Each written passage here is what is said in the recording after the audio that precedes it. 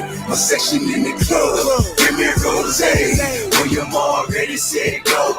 Okay. You talk about that bottle, make that thing go by. Everybody about a bottle, make that thing go by. See him standing on the furniture, doing his thing. At a club on a your couch, Street Jane. Get your nigga up a bottle, make that thing go by. Let her drink it till she drown. Let a girl go wild. A bottle, bye, bye, bye. Hey, bye, bottle, bye, bye.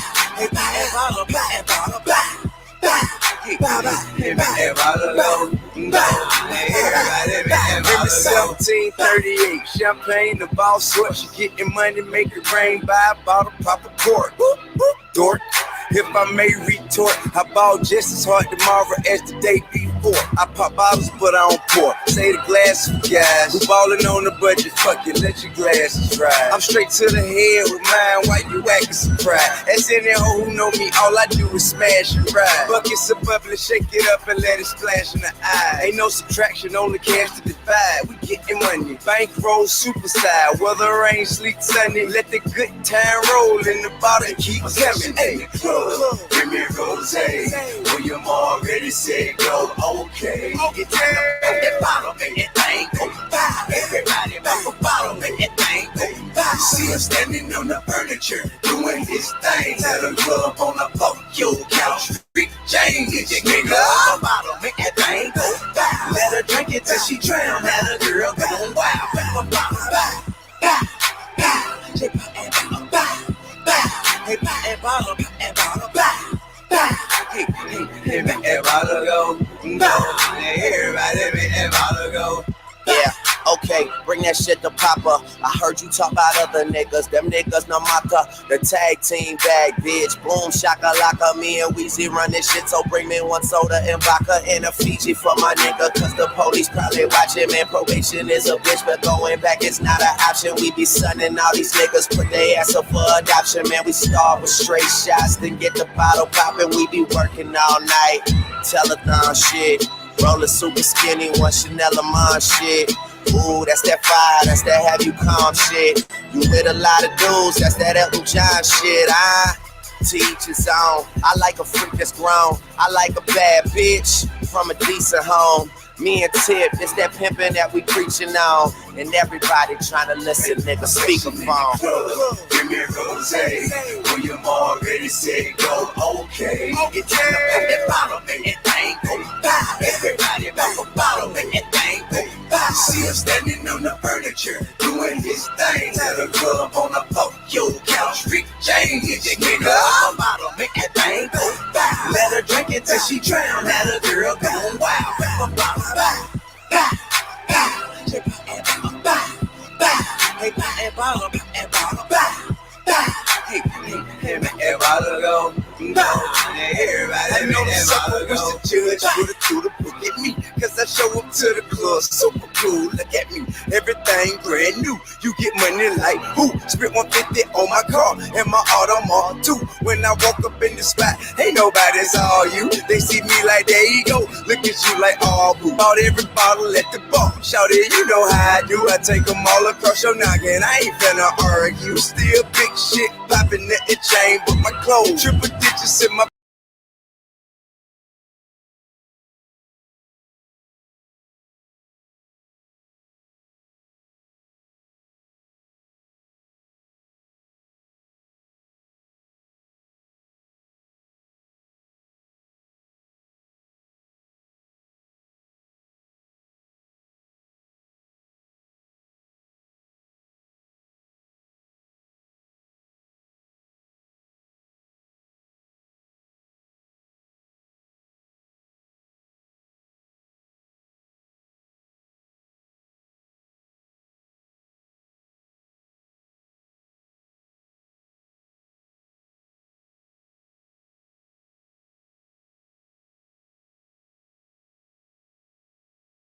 bottle, bye, bye. Hey, bottle, go. Everybody, make that bottle go.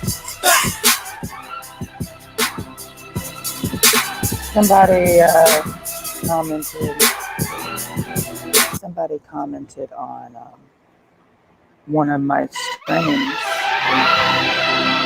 You know, my 8-hour stream that no one can do but me because I'm an icon, bitch. And that person had jealousy dripping out their hands, jealous of me.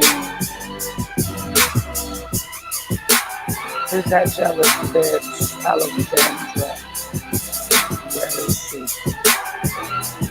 Bring her fucking ass to me. I eat jealous bitches for breakfast, and I eat their mothers for lunch. And in the evening, I go for a nice walk. Bring that jealous bitch to me. Bring that fucking jealous bitch to me. You don't get to be jealous of me, bitch. You don't exist.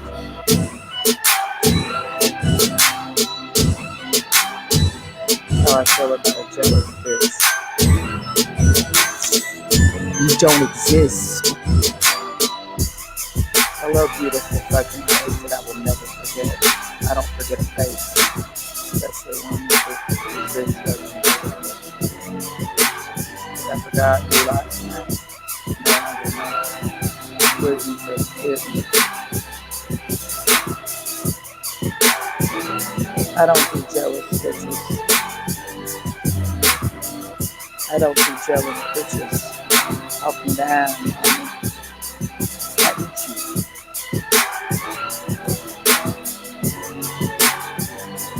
Bitch told me to get a job.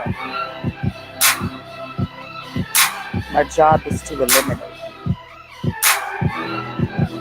That's what I live to do and breathe and sing every fucking day. Eliminate you, Alexandra. Now you're my job, Alexandra. I'm gonna boot you out. Your mother's pussy. And I'm gonna eat your mother out.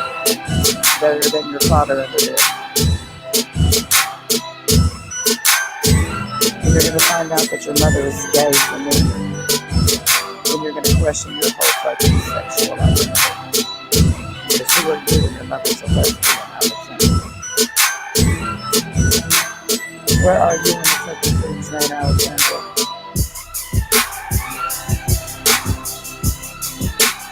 Yeah. I'm getting real high. And the higher I get, you don't exist.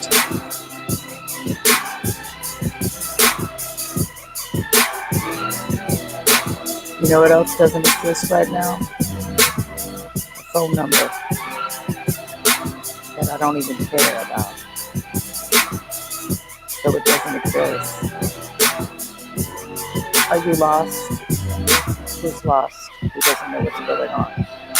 Who's not secure in the situation? Whoever's the least insecure wins. Whoever's the least secure in the situation and what's happening doesn't exist.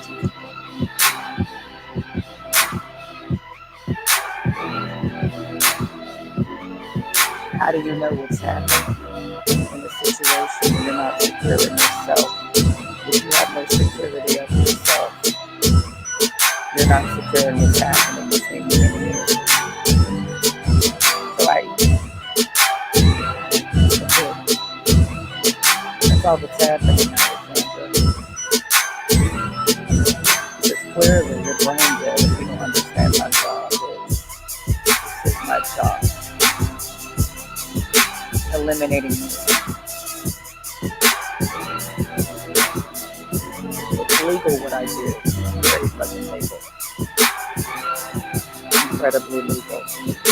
I'm totally legal right now. Meaning nothing bad is happening to me. And nothing bad will happen. Because everything I do is legal, bitch. It's clean. Eliminating you nice and plain. That's it. Very clean.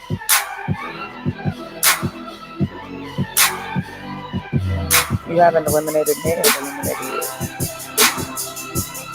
I am here, and I exist. You don't exist.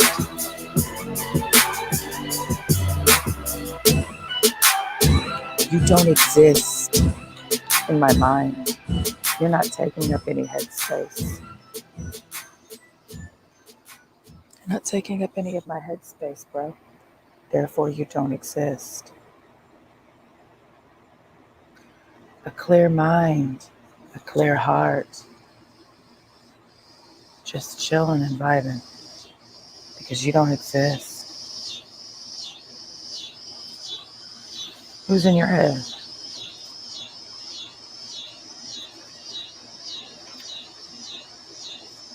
I'm drinking coffee and I just smoked a blunt. That's what I'm having for dinner.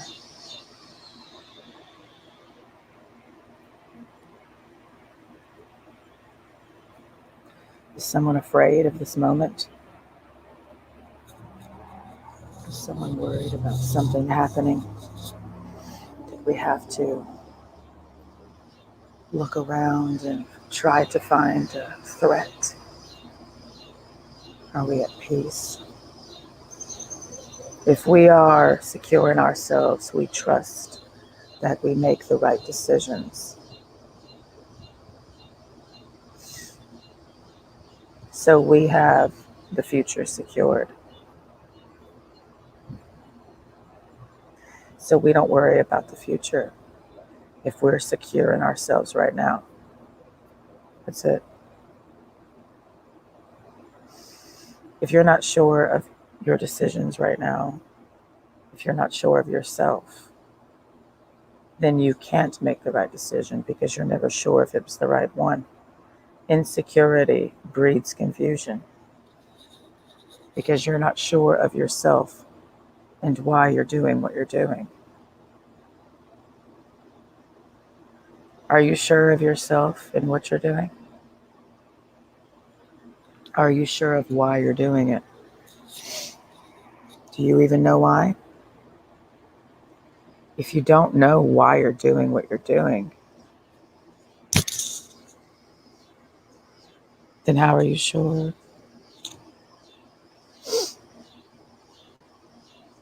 Am I sure of what I'm doing right now? Mostly.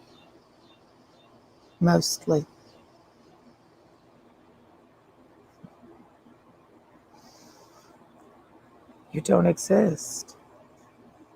You don't exist. And what are we really after? What are we really after? Are we after you existing? Do we need you to exist? Do we need you to exist? Do we need you to exist? No, we don't. I'm recording a video right now, but I'm doing it live. That's all a live stream is. You do that all the time. Everybody live streams out here. Everybody talks to themselves, to their phone, recording themselves. Everyone talks to their devices, just like I'm doing right now.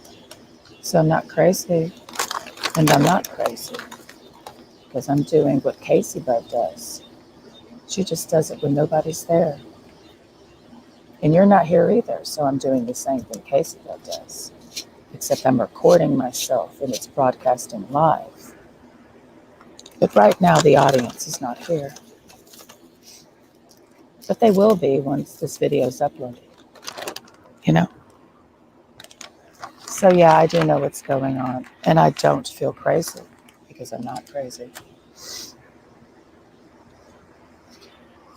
Everyone knows what's going on. No one is confused. No one's confused. So the gaslight stops when I know that.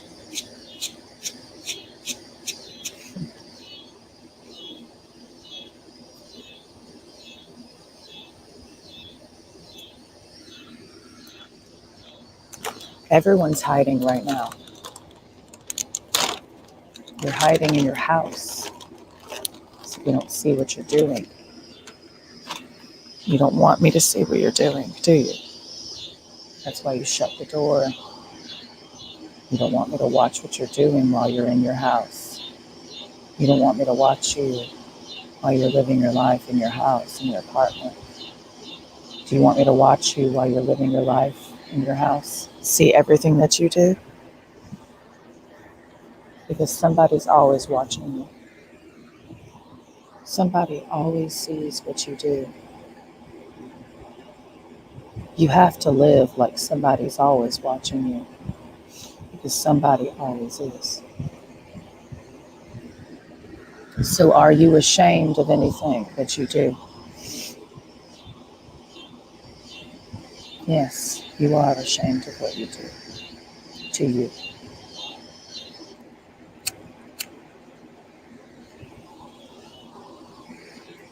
You're hiding your self-abuse from me. You are hiding your self-abuse from me. Why? Because you go in your house and you shut the door. And the only thing you do in your house is self-abuse. You don't want me to see that, though.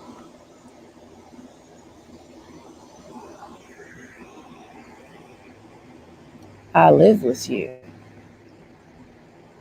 so I see your self-abuse. How could I not see how you abuse yourself? And how the fuck could I keep living with you while you do it?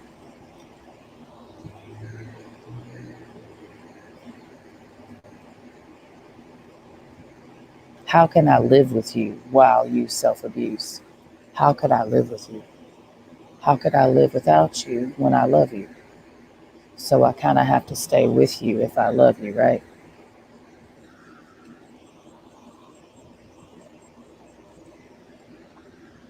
It feels like I'm sick because I love you, because you're sick, and I live with sickness. Who doesn't have toxic traits? Who doesn't have toxic mates? Who doesn't have a toxic wife? Who really has a good wife? That woman that loves him and they never fight. Who really has a good wife? If she's a good wife, you would never fight.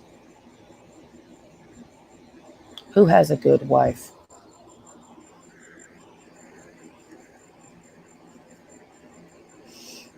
Who has a good wife?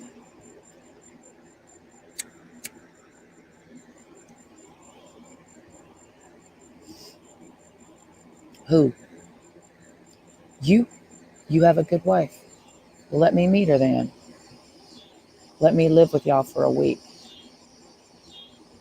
And then, will I be able to believe that? You have to convince me that your wife is good, and that means I have to live with you. And I know for a fact, once I live with you and your wife, I'm going to see that that's all y'all do is fight. When I come in from the outside looking in, and I live in your relationship for a week, I can clearly see that you're not happy with your wife. The idea is to keep that inside the house, and when you go out in public, you and your wife are happily married.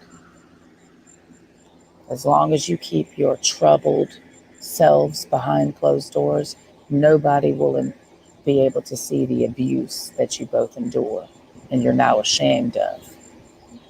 So you want to hide your faces from the world and keep your story a secret. Johnny Depp and Amber Rose, the beautiful couple, but behind closed doors. That's why we say that, behind closed doors. You know, let's change the title. No, let's not, because the title of the stream is Behind Closed Doors. I just said it in a different way. I said, how many times do they get to disrespect you before they don't exist? That is behind closed doors. That's what that means. Behind closed doors literally means how many times did you get disrespected and pretended to us that it didn't happen? Because you're hiding your wife's abuse to you, sir.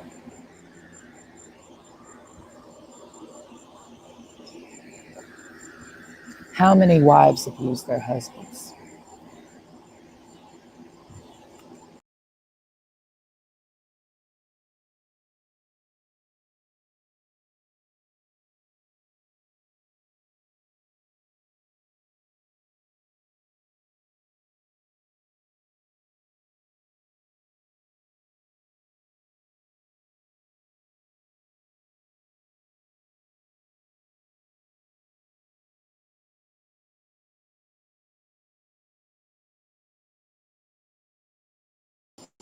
This is why you wake up one day in a neighborhood and you find out that a husband killed his wife. And you said, holy shit, I can't believe it. And I said, well, if you knew what had been going on behind closed doors, you would have been knowing how toxic their relationship is. And it wouldn't shock you at all that the husband killed the wife if you knew their life. Those of us who know why he killed her. Those of us who don't know. I can totally understand why she killed her husband. You know, their family life makes sense to me because I saw the abuse that they did to each other.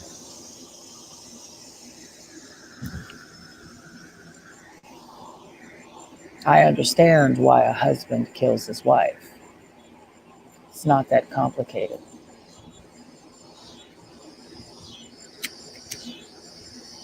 Everybody wants to believe they have a happy relationship. But sometimes people don't want to accept that they're not. You're not in a happy relationship. None of y'all are.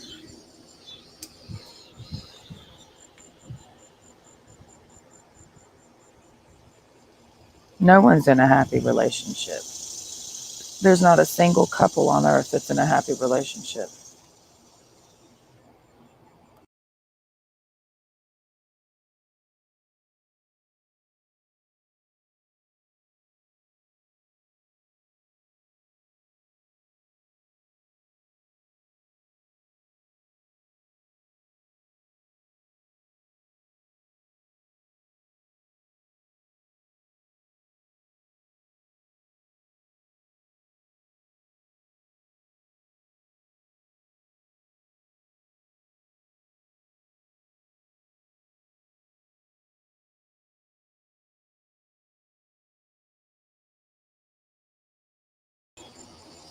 No one has a happy relationship.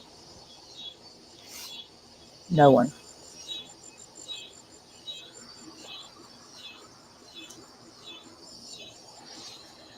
Literally no one.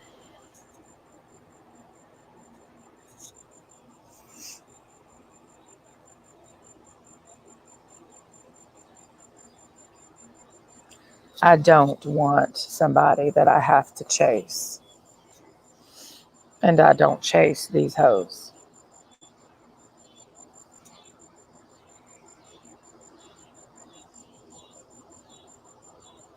They just think that I am. Only a hoe wants to be chased.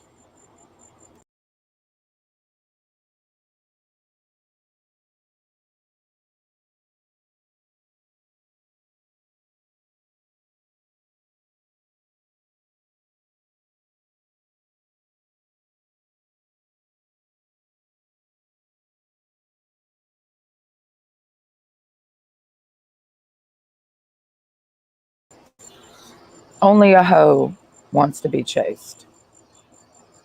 Anyone who's trying to put you in the position of chasing them is a hoe.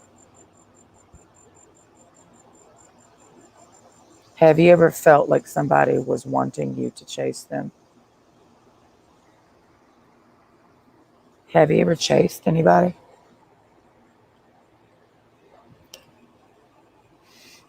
Have you ever chased anybody?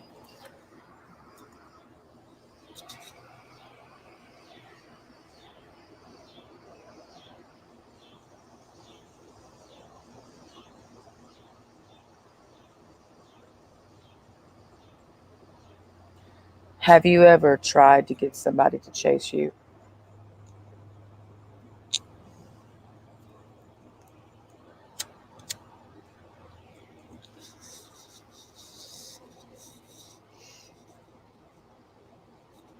I don't do chasing, bitch.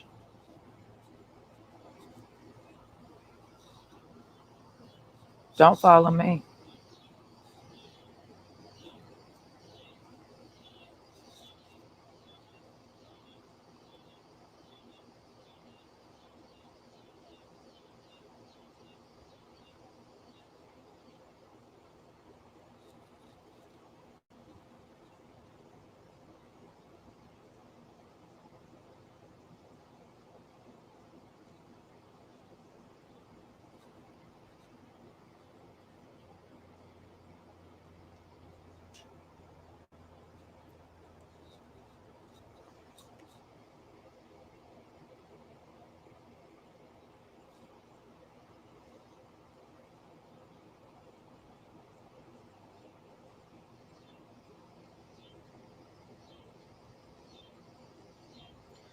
Who out here is begging for real?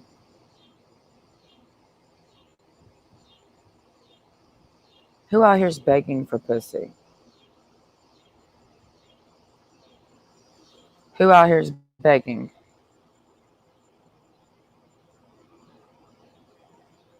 Who?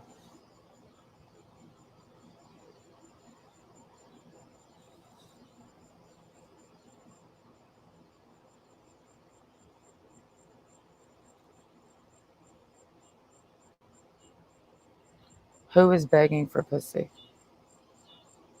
Who?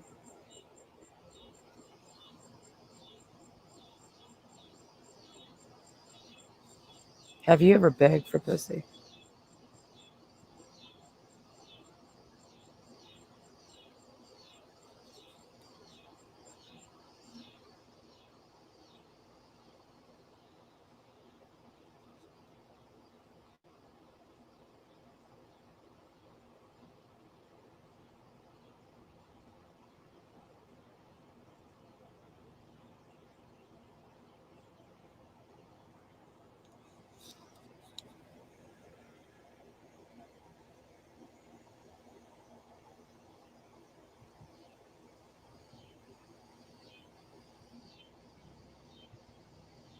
Have you ever begged for pussy?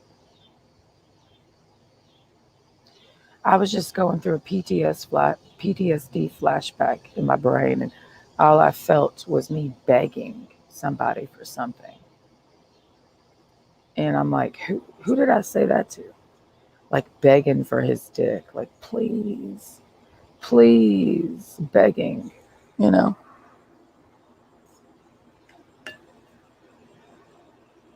We're getting into something that I need to get into. I'm getting into the core of abuse right now. And I'm kind of scared to open this chamber because I know my mind is about to understand something about me that's got to be fixed very quickly.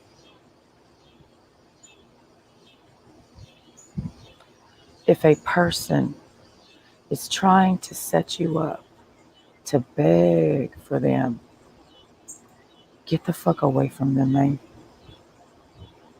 No one should ever beg for pussy. No one. And if you have ever begged for pussy, I am incredibly sorry for your fucking humiliation. You are a man. You do deserve pussy. You do. That's what you were created to do as a man. You're created to do pussy. If you can't do pussy, what could you fucking do?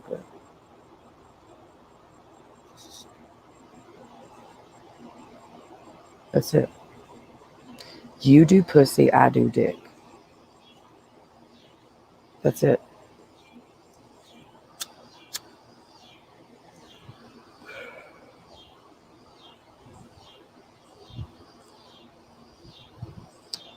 I just felt a memory come back, and I said to myself, going back to that, I'm about to put my humiliation on the screen again. But it doesn't really matter what I tell you that I did. The person that experienced it doesn't exist yet. Almost.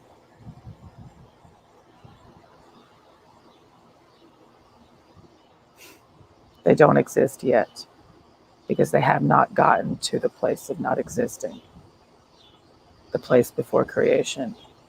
I want everyone to rock with me here real quick, please. because I'm rocking with you right now. And just vibe with me real quick. I'm inviting you to vibe with me. I don't want to hurt you. I just want you to vibe with me. Can you do that? You're all invited. I'll vibe with you, and you can vibe with me. And consider us vibing right now, all of us. Our tentacles are coming out, and let's hold hands together. Will you hold my hand? And will you hold my hand? And we're all holding hands now. You know what I mean? Let's do this. If we want to get to the other side of this nightmare, we all got to hold hands together in a circle right now. Are you with me or not? Those of us who want to do this together, we have to hold hands when we do it.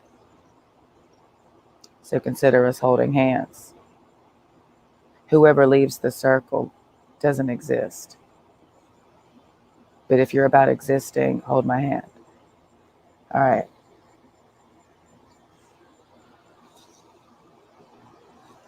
I only need the sound of my own voice for this because the music is natural. These beautiful people called crickets. These gorgeous people called cicadas.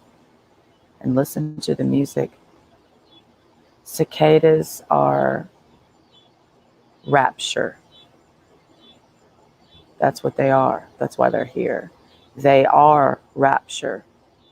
They are here for a few days and they disappear. They live a very short life. Cicadas live a gorgeous short life. It's so powerful, and then it's over. That's a cicada's life. Some people that are here only live 2 days and then they die. Take that in to your spirit and understand what you're here to do. Just because our lives are longer than a cicada's does not mean we live better quality lives. A cicada lives a life of pure love and then he dies. That's the Big Bang. Pure love and then they die. Somebody left the circle. They can't handle the pure light. They can't handle the pure light. It's too bright. I'm telling you something. If you can't hang, you don't exist. Alexandra, who said in my comment section on my 8-hour live stream that I sure seem to be incredibly fascinated with myself. For me to sit up there for 8 hours, get a job. And I said that was my job. I am doing me for 8 hours straight. That's my first and foremost only job before my second job comes in, which is eliminating you. So I am my job. You're secondly my job, and you're my side job, Alexandra. Because I come first, Alexandra, and you come fucking second in my mind. And my mind is the only mind that matters to me because it's my mind thinking me. My mind is thinking me right now. My mind can eliminate you. And it doesn't matter what you say or do, Alexandra. You will never be above me, bitch. You will always be below, Alexandra. Because you don't exist. And if you want to exist, I need you to prove to me that you exist. And you have a lot of work to do, Alexandra, because you have to create yourself first. You don't exist. Start creating, Alexandra.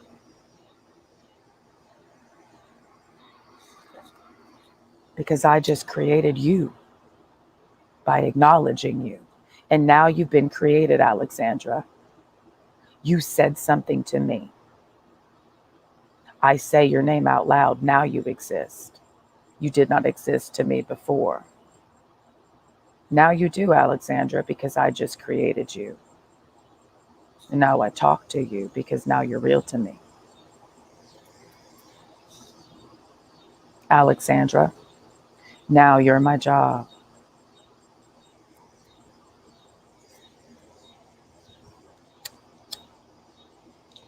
I eliminated you already, Alexandra.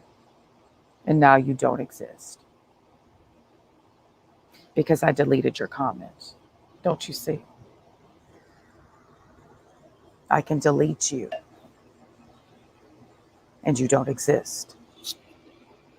I can block you, and you don't exist. Alexandra, when I block you, you don't exist. When I delete you, you don't exist.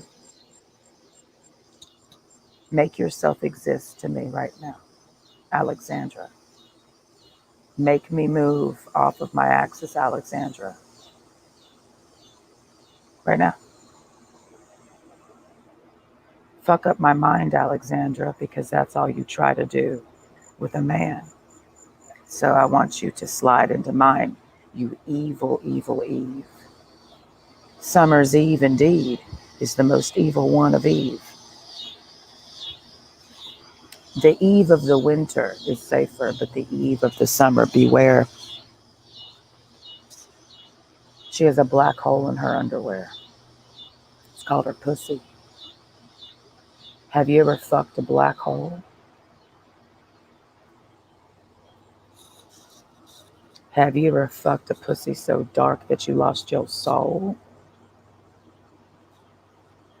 Have you ever fucked a toxic bitch? Yes, you have.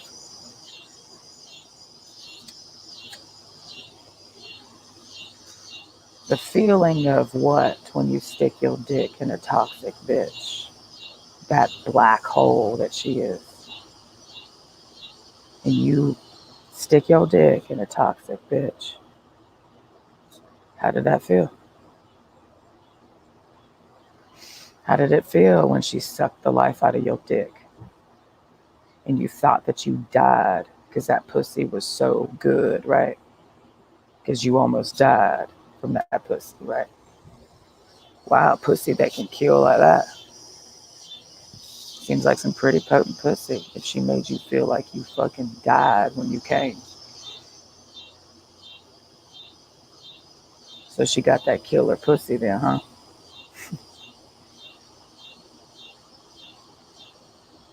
I'm not killer puss over here. I don't want to be. We have a choice. I'm kind of that pussy that just wants you to feel alive again, you know. My pussy not trying to kill you and take your life. You know what I mean? Like, I'm not trying to have you feel like you about to die when you fuck me.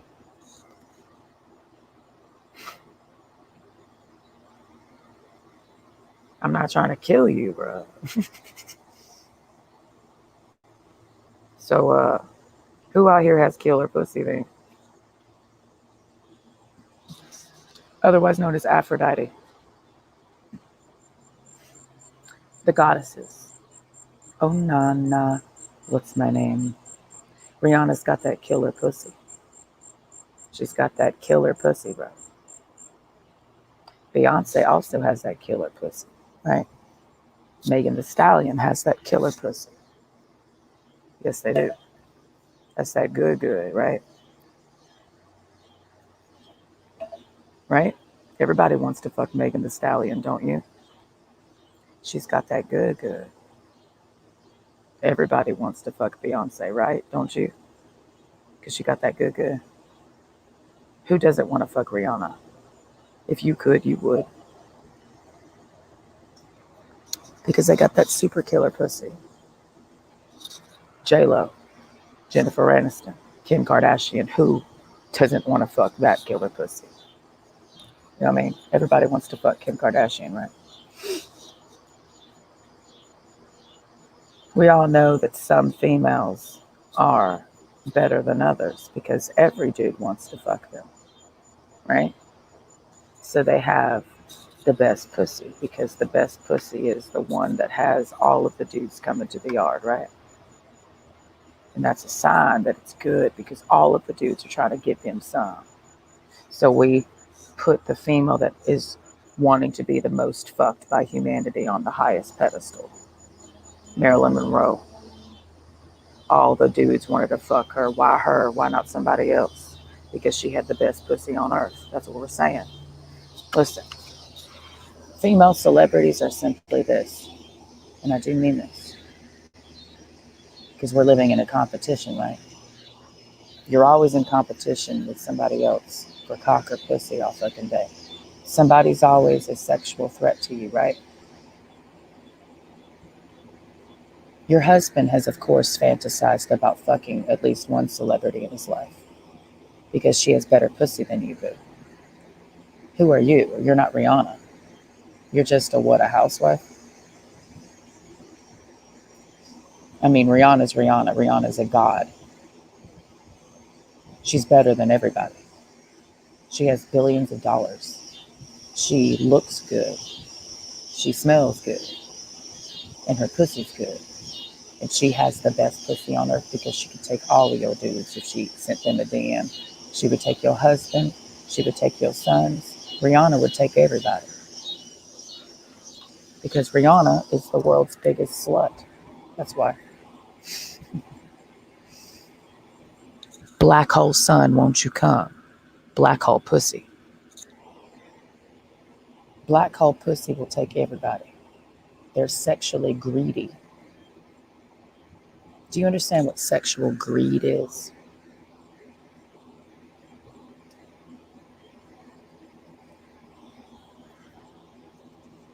Megan Thee Stallion will take your man, though. All she's got to do is come into town, send him a DM, and your husband will cheat on you. These bitches got groupies too. So, dudes got to worry about an NBA baller taking their boo, a rapper. A lot of people, actually. But a DM will do. And the next thing he knows, his wife is cheating on him with about 3 different dudes that made her feel better than he ever did. And all she had to do was post a few pictures on Instagram. And, she can always entertain many dicks while she's married. So his relevancy to her doesn't really matter. Because, baby, I'm married, but I have my cake and I'm eating it too. I get attention on the internet. Right, I'm his wife and I post my boobs on the internet and I get attention from all sorts of dudes. So I don't really need him. I don't have to worry about him loving me and finding me beautiful when all these dudes do. And I get told I'm hot as fuck every goddamn day. But I'm his wife, sorry. But I need their attention.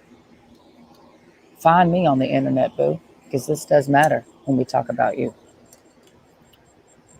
You have the attitude that everybody has social media. Everybody does it. Everybody wants it. Everybody's doing it. You have that attitude that it's just natural. And that's social media. It's just a natural occurring phenomenon. No, it's not. It's not natural to have an Instagram. You're making that seem like that's just what we do. Like, and if you don't have one, who are you? Like, you don't exist. Of course I exist. I am IG. Because I'm me. IG's nothing without me. So I am IG. I exist, so I don't have to post on Instagram every damn day. Little clips of me doing something in my house like I see you doing because you don't exist. I can do a lot of things in my house. I sit on YouTube and I talk. I sit. I don't do things on camera. I don't show you what I'm doing all day. So you don't think I do anything all day because you don't see me doing it. You just see me sitting here and taking bathroom breaks. I'm not showing you when I'm scrubbing the floor. I'm not showing you when I mop and I fucking sweep. I'm not showing you when I do the laundry and when I'm mowing the grass. I'm not showing you me doing my life. Unlike what I see all of you bitches doing. You take 5-second clippings of yourself doing the dishes. I see you females posting all sorts of aspects of your life. You doing the dishes, you doing the laundry. You post this on Instagram, on your story feed. That's why you like the stories more than posting now. All hoes love story feeds because they get to show you all the most who gives a fuck moments of their life. Give you little peeks of inside their life because the Instagram feed itself where you post the pictures is mostly just for pictures. Nobody wants to see you washing the dishes with a question. You put that on your story.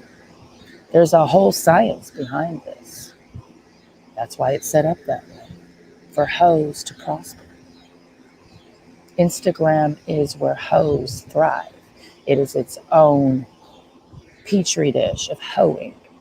And hoes on Instagram, hoes are Instagram, hoes Instagramming. They are Instagram.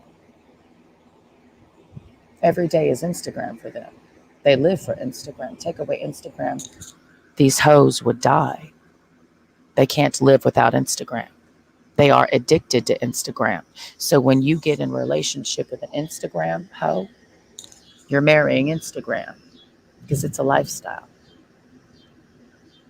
She's always going to choose Instagram over you. You know what I mean? That's why she didn't delete Instagram when she got with you. Because she loves Instagram more than you. She loves the feeling that Instagram gives her. She's not going to sacrifice Instagram for your relationship. She's not going to sacrifice her Facebook for you either, or her Twitter, or her YouTube channel, or her Snapchat, because it's my social media. Why would I have to delete my social media for you?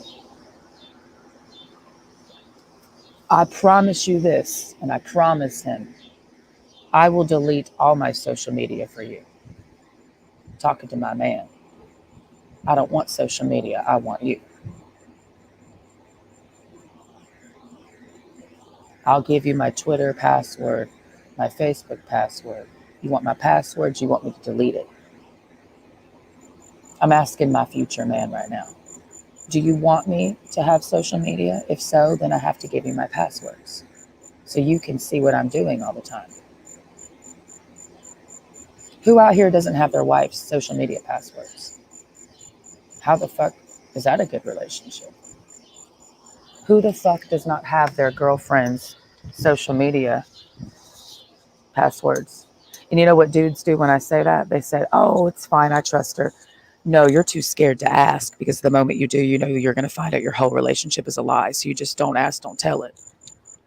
You dudes are scared to see what's in your bitch's Instagram account. You just assume, I'll just believe that she's faithful because you know she's not.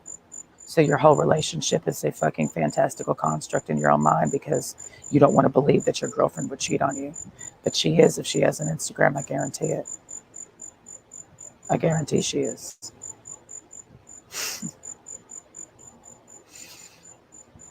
I guarantee she is. If she has an IG, I guarantee she is. If she has a Facebook. If she's in a relationship with you, yeah, she's cheating on you. Now, if she's single, I'm not really thinking nothing. If she's single, but if she's in a relationship with you and she still has a Facebook and an IG and you don't know the passwords, she's cheating on you. Because if she was a real woman, she would have offered up her passwords because she would want you to feel comfortable and trust her because she'd understand the situation of social media to know that it's all bullshit.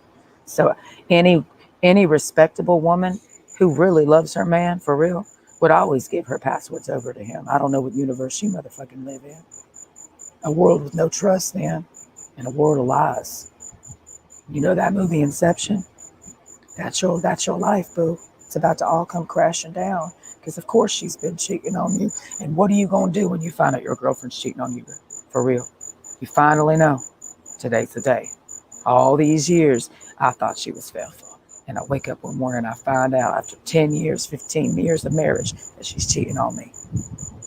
It happens every day. Could be your turn. Are you really going to say out of your mouth that your wife would never cheat on you? Are you sure? Are you sure your wife would never cheat on you? Where's the evidence of that? The past? And are you sure that your wife has never cheated on you? How are you so sure your wife's never cheated on you? Where's the evidence of that? Were you watching her all the time? Did you always see what she was doing? So how are you so sure that your wife hasn't already cheated on you and you're just living in the aftermath of that? And that's why it's been weird. There's always a reason why wifey starts acting weird. But do you care? If not, then yeah, you probably just watched a big cover up of her cheating on you. I always know when somebody's cheating on somebody. It's so obvious. I always know which partner's doing the cheating. I could smell it on them. Why? Because I've met them a million times. I always attract females who are cheating on their husbands because they think I'm going to help them because I'm single and I don't give a fuck about their marriage. So they think, oh, well, then you don't care if I cheat. And I'm like, I don't care if you're going to cheat, but I'm not going to help you cheat. I just don't care if you cheat. But that does not imply that I'm enabling you cheating. I just don't care because it's not my business. But I'm not agreeing with you, girl. I just don't care. I'm not going to help you cheat. I'm not going to cover up for you. I'm not going to lie to him for you. I'm not the cover up bitch. I'm not the boo best friend that cheats on him and then, or helps him cheat. I'm not the one that helps her cover up her lies. Okay? If you're cheating on your husband and hanging out with me and then you want me to cover for you while you cheat, I'm not going to do that to him. I'm sorry. I don't participate in that. No, I'm not covering for none of you cheating assholes as you cheat on your husbands. I was that person 12 years ago and that about killed me because she was a total bitch. And she was my friend and she wanted me to don't tell him. Otherwise what, bitch? Fuck both of y'all. How about that? Fuck both of y'all. But no, I'm not going to cover for y'all. It says you cheat on your husband. Because the husband's going to hate me. And he's going to blame me for I helped his wife cheat on him. And he's going to want to kill me too. And I'm not trying to deal with that. So I'm not going to help you cheat on your husband. I'm not going to provide you a place to hide as you do. I'm going to tell him that you've been cheating. And then y'all going to have to figure it the fuck out. Because I'm not trying to get shot, bitch. Who is trying to get shot? Because that's what happens when he comes home after 20 years of marriage and he's tired. You know how much work he's done. And he comes home after taking care of you, his wife, for all these years, busting his ass to make you fucking happy. And he didn't know if he ever did. He just kept doing it because that's what he signed up for. And one day he wakes up and he sees your phone for the first. He just really sees it. And he sees a text message from a number that he has never heard of because he knows you because you're his wife. Like, why is that number on your phone? Tennessee. Who's texting my wife from Tennessee? We don't even know anybody from Tennessee. I mean, I do have a great uncle, but he's not in our lives. I know who's in my wife's life. She don't just be talking to people that I don't know. And then I see that there's like this little heart, and just the heart set me off. Who loves my wife from Tennessee? And then I keep reading. And then I see, wow. I cannot believe it. I cannot believe my eyes. There's my wife coming in the room. She's smiling at me. She said, hey, babe. And I smiled too, And she said, what you been up to? And I said, of course, I just got off work, Of course. Why are you asking me what I've been up to? Because, of course, you know what I've been up to. I've been at work, like I always am, babe. So she's starting to be weird, She's starting to ask me questions that don't make no sense. Why would my wife ask what you been up to when she knows what I've been up to? So what's going on? Of course I know what's going on, but I can't believe that she's even doing this right now. She knows that she's cheating on me right now. Like she knows that she just got a text message from right now. And I'm here right now knowing that she's blatantly lying to me and gaslighting me as if I don't know, as if she don't know, as if we don't know that she's cheating on me. So who's going to move first? Is she going to tell me? Or I'm going to have to sit there and say, excuse me, who's that on your phone? Of course I am, because she doesn't bring it up. So I got to bring it up. Now I'm Mr. Bring It Up. because she loves to play this game with me, Mr. Bring It Up. Oh, I love being Mr. Bring It Up because it puts me in a defensive position because my wife will think I'm attacking her and she will play victim. So now she's offensive and I'm defensive by proxy of the situation that I'm now helping to generate, right? So now I'm Mr. Bring It Up. Babe, because how did you find out that your wife was cheating on you? Did you have to bring it up to her, or did she know that you knew? Did you find out that she was doing that without her wanting you to, or did you catch her in the act as it was happening, or did she just tell you? Which way did you find out that your wife was cheating on you? And here comes the rain right on time. It's a beautiful fucking storm. That's gorgeous. Holy fuck. That is peace right there. Thank you. We're making progress. This is progress. I really feel like I'm accomplishing what I need to do right now. That's why everyone's fucking triggered. Because you have to slow down and see, bitch, what's going on. I'm living in reality because this is all that's going on out here. That's why there's so many fucking murders every day. That's why there's so many murders every day. That's not me living in a fantasy land. Like there literally are murders every day, and that's the news that I take in. I'm sorry that you're not paying attention to what's actually going on. You know, I am. I'm sorry that you live in La La Land and you're just what?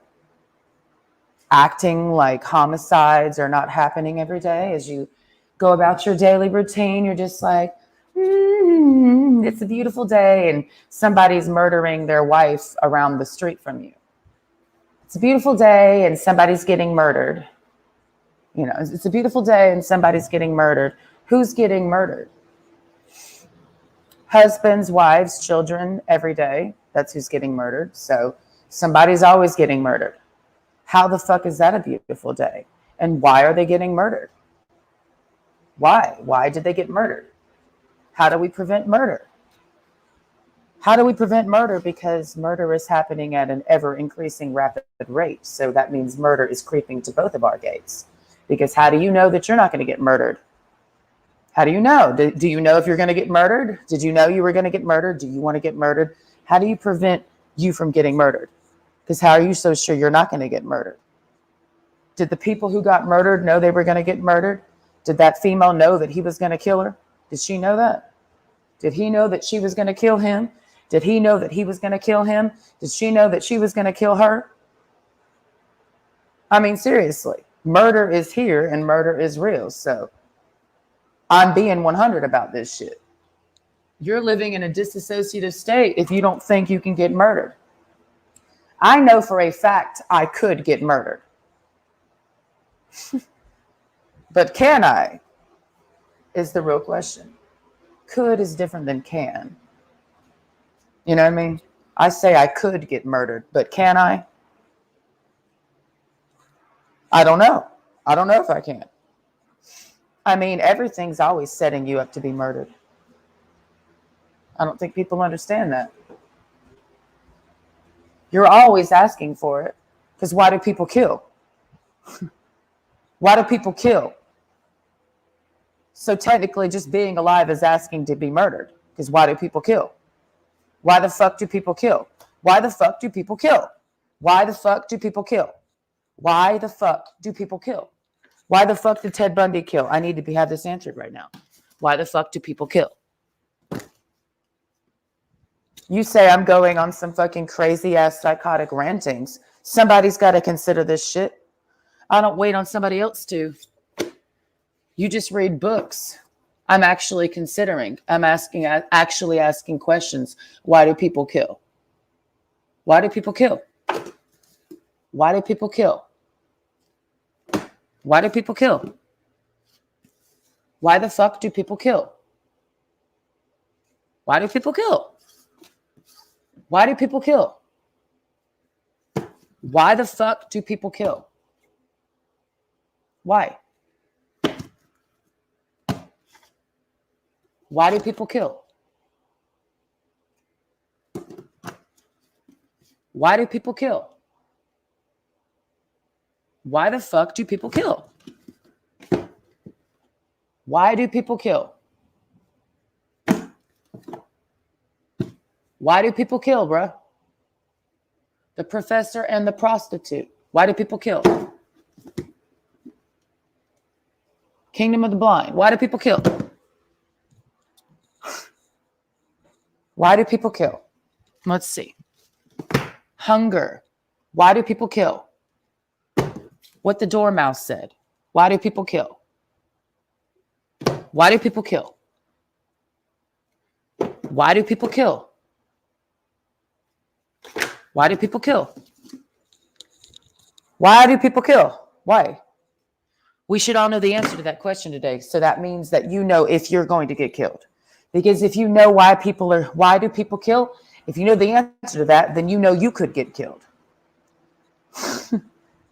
And if you could get killed, then how are you acting in your life to make sure that you don't get killed? Because what is preventing you from getting killed? Seriously, what the fuck is preventing you from being killed? Is it your weapon or is it your great mind? Because you can have a weapon and still be eliminated. You can have a weapon and still be eliminated. Doesn't matter if you have a gun to protect yourself. You can still be killed. So what's the point of the gun then? The gun is to prevent you from being killed. So why do you have a gun and you're still getting killed? So what's the point of the gun then? So what keeps you from being killed then? Because it wasn't the gun. The gun didn't protect you. So the gun is a fantasy. The gun doesn't protect you. What does protect you? What actually protects you? To say that a gun is protecting you is a fantasy. A gun does not protect you. It does not. A gun does not protect you.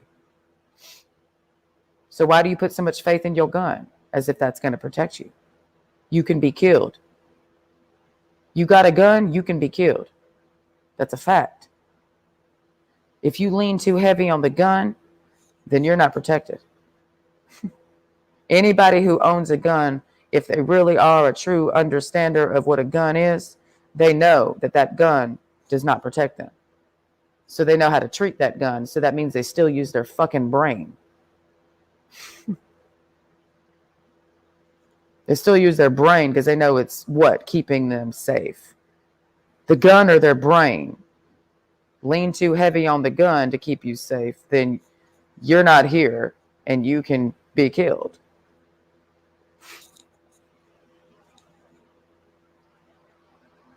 Lots of people who have guns are getting killed.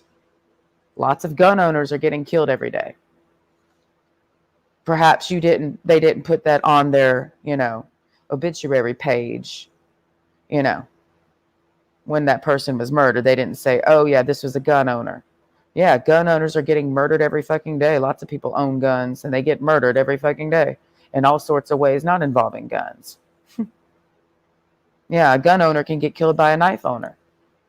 You know what I mean? A gun owner can get killed by cyanide poisoning, a poisoner weapon. So which weapon reigns supreme to keep you safe? Because if the knife owner killed the gun owner, then the knife owner has more power in that situation. So what protects you, the knife or the gun? Then maybe it becomes a matter of weaponry. Which weapon protects us the most? That's why we made all this shit, That's why we invented the gun, because the knife wasn't good enough. It wasn't protecting us enough. There was a need for a deeper protection. That's why a gun was invented. Because the knife, obviously most people prefer guns. Why? Better protection than a knife, right? Is it when the knife owners are stabbing the gun owners? And then what happens when I say, all right, since we're picking our weapons of choice of protection, because obviously I need to get mine, what's my weapon of choice if yours is a gun and yours is a knife? Mine is a bow and arrow. Been said that. All right, so I got a bow and arrow, you got a knife, and you got a gun. Who's going to win? The I'm not going to die award. Because who's trying to kill? Who's trying to kill? If I get a weapon, you assume I will. You want to call me violent? If you have a weapon in your house, you are violent. Nobody having a weapon, nobody out here, anybody who's saying I'm not violent is a liar. Everyone is violent. If you own a weapon, you are violent. Violence is a weapon, is a violence. So yes, if you own a weapon, you are violent. And if you're saying you're not violent and you have a weapon, we stay the fuck away from you. Because you're psycho, bro. It's pretty psychotic to say you're not violent and you have a weapon. It's not psychotic to say, yeah, I'm violent because I have a weapon, because why do I have a weapon? It's because I'm violent. I'm saying by having this weapon, I'm ready and prepared to kill you. If, and there's like this whole if thing, you know, when I'm going to use the weapon. So don't worry about it. I'm just going to carry around a hatchet with me all day, just in case somebody fucks with me. But you're going to say by proxy of that, she's pretty violent.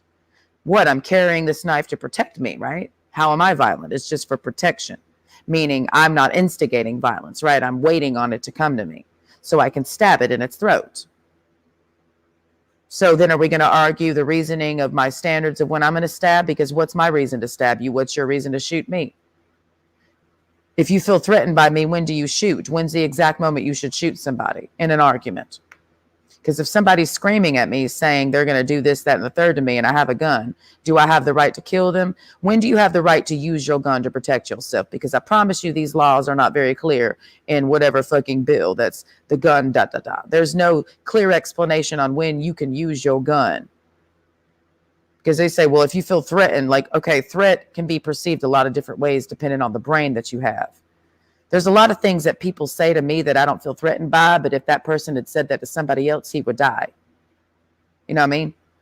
When is the right time to shoot somebody? When they pull a gun out. When do you have the right to shoot somebody? When? When is that moment? You know, because somebody could tell me that they want to kill me and I have a gun. So then I say, well, it's self-defense because they said they were going to kill me. How did I not know that they weren't going to kill me? So I pulled out my gun and shot them. You know what I mean? Everybody's not the same out here, man. Everybody's not the same, man. Some people perceive a threat where there is none. And some people don't perceive a threat where there is. A lot of people get killed out here for that. Why do you think, what's that split second before a murderer does what they do? Meaning, why did they shoot you? Why did they trip? Why were they on the interstate and suddenly they decide to open up on bullets on your car? What did you do to make them want to shoot at you? Did you flick them off? What did you do? Why did they want to kill you?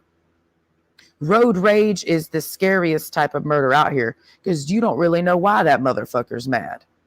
They want to kill you at a red light. I've experienced that. And what did I do when that bitch pointed the gun at me? Because she could have shot us. Yes, when somebody pulls a gun on you and they point it at you, you don't know if they gonna shoot you or not, bruh. Okay, you don't know that. What do you do when somebody points a gun at you? You better know, because I've had one pointed at me twice in this city.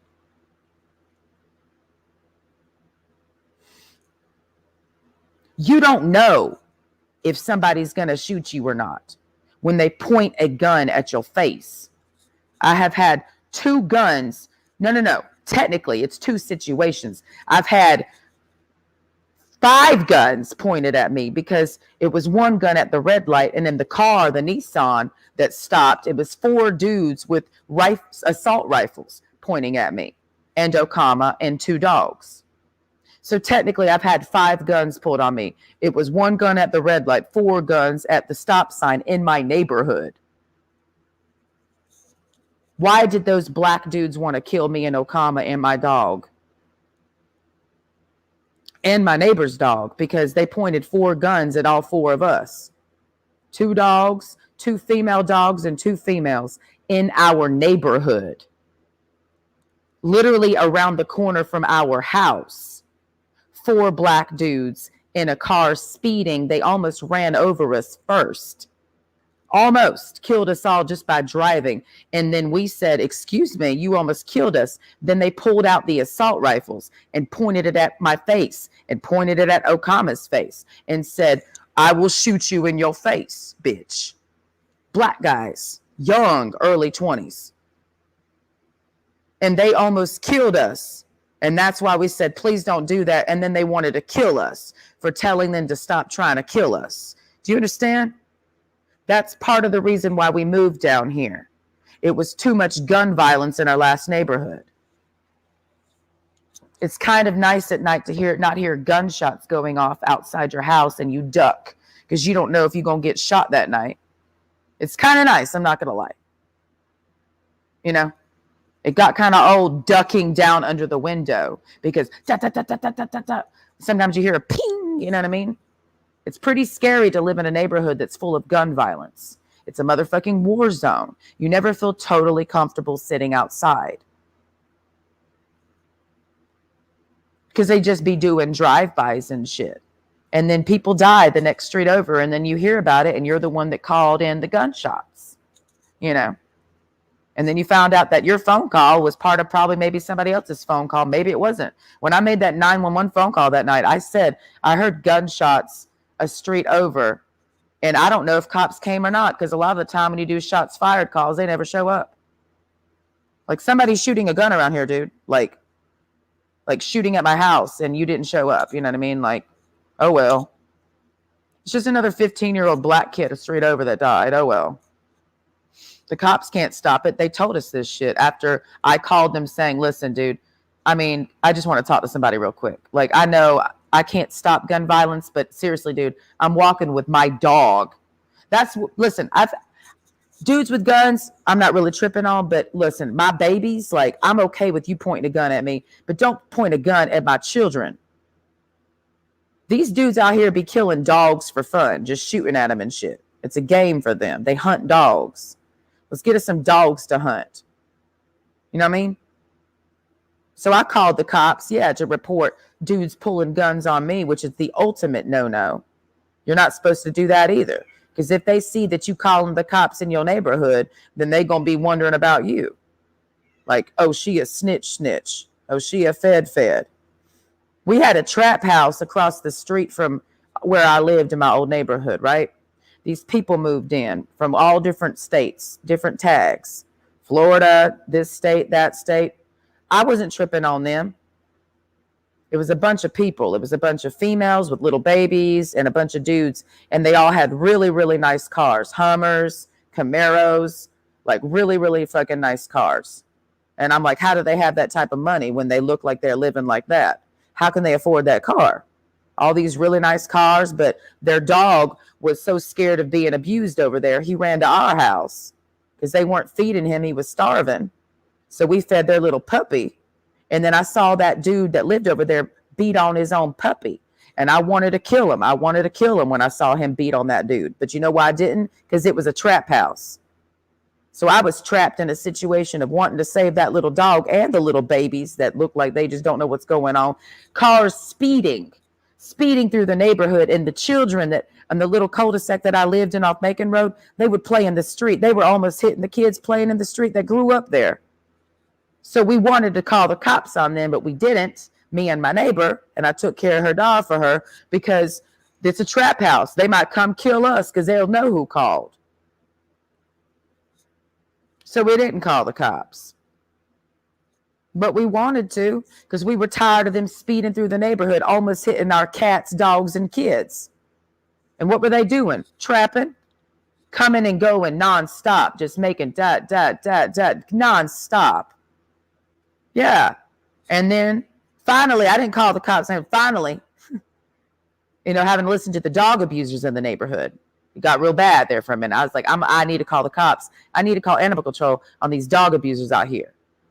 Because I'm getting tired of hearing it in that old neighborhood. Got real tired of hearing it. I did. I heard a lot of dog abuse where I used to live. I heard a lot of child abuse, dog abuse, and just motherfucking pure filth in the neighborhood I just moved from. The hood. The hood. It's the hood, bitch. Not everybody was bad. There was a lot of fucked up people there. My neighbors were cool. I had 2 sets of neighbors, and we were like bonded. We bonded up, tribed it up, because we knew who the bad people were in the neighborhood. So I watched their children. I watched their animals, because we knew what was going on.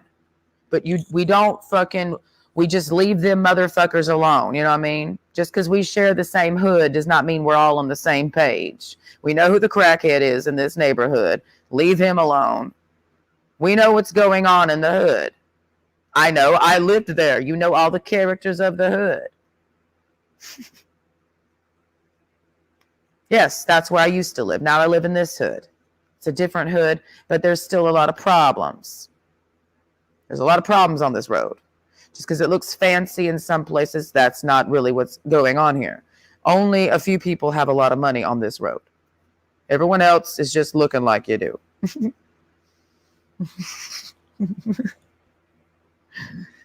It's the same hood, different street. Columbus, Georgia is very ghetto. Very, very ghetto. It is. Everybody here knows that shit. I'm not saying anything that nobody don't know. Everybody knows we all live in the ghetto in this bitch.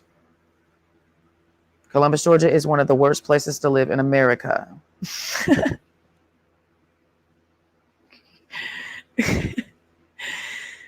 I'm dead ass serious. It is considered to be very, very, very low on the list.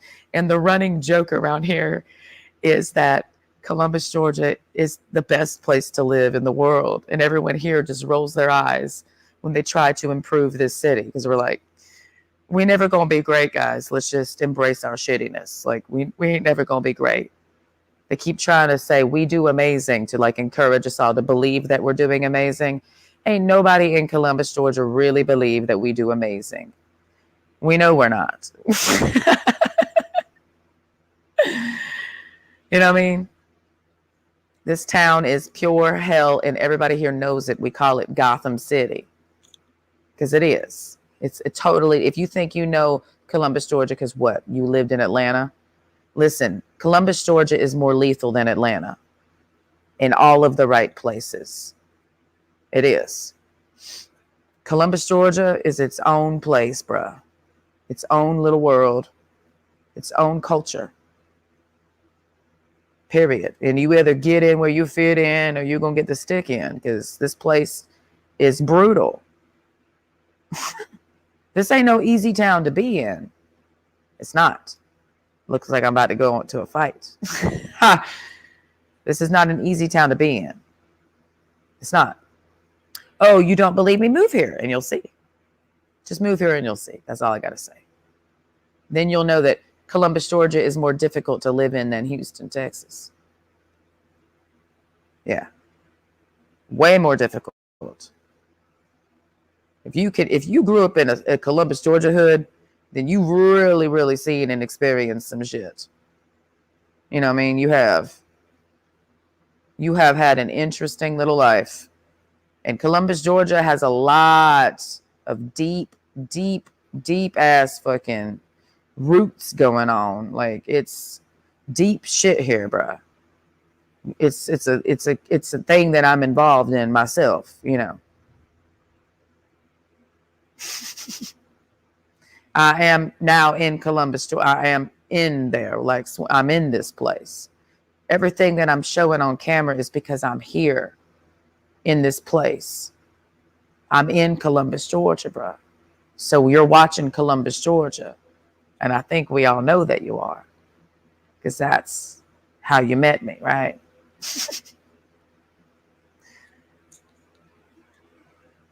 I'm Texas. I'm a lot of places, but now I'm here. So I'm just kind of like here. I have been shaped by this city. Yes, just a little bit. It's impossible to not be shaped by your environment if you live there long enough. I know I'm from Texas because I lived there longer than I've lived here. You know what I mean? It's just like saying the last dude you had sex with. The longest place I've ever lived was Texas. So Texas is where I came from to move here. The last place you lived is where you're from. You don't got to go all the way back to childhood. Where are you from? Well, I'm from over there, but I came here. That's how it works. I'm from Texas. That's where I'm from. That's where I lived most of my adult life, in Texas. I'm not from Georgia. I'm not. Okay. And now I'm in Georgia from Texas. But now Georgia's shaping me. You feel me? Like you always get shaped by your environment. So now, I mean, just because I'm from Texas, and yeah, Texas is me, because that place shaped me. Now I'm also from Georgia, so we're still building that personality, because I'm all of this shit, bro. Everywhere I've ever lived has shaped me, and it's still going. So I'm Florida, I'm Georgia, and I'm Texas mostly. Because that's the places I've lived the longest: Florida, Texas, and Georgia. Missouri's the fourth place I've lived the longest in my life. So I am Texas, Missouri, Florida, and Georgia. That's what shaped me. If I've lived somewhere longer than 6 months, that place shaped the fuck out of me. 2 months, but 6 months, if I've lived anywhere over 6 months, oh, that place shaped the fuck out of me. So that's Georgia, Texas, Florida, and Missouri. That's who I am. I'm not Alabama. I'm not sweet home Alabama. I am the states of Georgia, Texas, Florida, and Missouri. Okay? I just currently reside in the state of Georgia, but I can and will travel somewhere else. I'm not bound to the state of Georgia. I don't want any dude to ever think that I'm bound to the state of Georgia. We can leave whenever you're ready. I just kind of have a little bit of an interest in which direction we'll go when we leave Georgia. How about that? Because if you're tired of being here and I want to be with you and you want to be with me and you want to move, we can move. Promise you that. But I'm kind of picky about where we move. You know what I mean? However, it probably would be a good idea for me to go as far north as Alaska to get away from the hurricanes this year. So honestly, I might need to go to Alaska with Johnny to get the fuck away from hurricanes this year, because they're going to be so powerful that where I live is going to be underwater. So I probably need to get the fuck out of here. And I know this. I do. I know this. I cannot evacuate if there's a hurricane. I'm dead ass mean this shit, by the way. I know what this week is. It's hurricane preparation week. You better be ready, because you can die. Anybody who lives on the Gulf of Mexico and you don't take hurricane season seriously and act like you can get murdered by the hurricane, meaning the hurricane killed your ass. If you died during a hurricane, the hurricane killed you. You can get murked by a hurricane. So are you prepared to deal with that? If a hurricane were to hit this week, because I don't know what's going on with the weather. I have no idea. I just know that we're getting storms right now. And it feels like we're about to have a storm coming out of the Gulf of Mexico. It feels like that because I can smell the salt water in the air. Because yes, you fucking can smell salt water as far as where I'm living from the Gulf of Mexico. I know this because when I drove to Panama City, Florida, we were getting Gulf of Mexico moisture in Alabama. It's not that fucking far. The Gulf of Mexico is 3 hours away from where I'm sitting. That's not far, bro. The ocean is a big place. That's not fucking far. The ocean is big. You got to get on my level. Get up in the sky. You'll see that that's not far for the ocean to travel. The ocean's traveling to you right now, bitch, if you live in the state of Texas, the state of Georgia, Alabama, the state of Florida, and the state of Mississippi. The ocean's always coming to your ass. Yes, that's where our storms come from, all of them. Every thunderstorm we usually have comes from the Gulf of Mexico. And if it's coming from the Pacific, you better watch out. Because we don't want the Pacific Ocean on our asses. Okay? Because which way do storms come from? Do you not watch the Weather Channel? You don't know anything about how the weather works? How we get storms on land? The ocean, bitch. Either it's coming out of the Pacific, it's coming out of the Atlantic, or it's coming out of the Gulf of motherfucking Mexico if you live in America. So which storm do you want? Do you want the Pacific storm? Do you want the Gulf of Mexico storm? Or do you want the Atlantic storm? Because each oceanic body of water produces a different kind of storm. Everybody knows this. There's a difference between a Gulf of Mexico hurricane and an Atlantic hurricane, but they call it the same thing. Gulf of Mexico hurricanes are very deadly. Harvey, Irma, Katrina.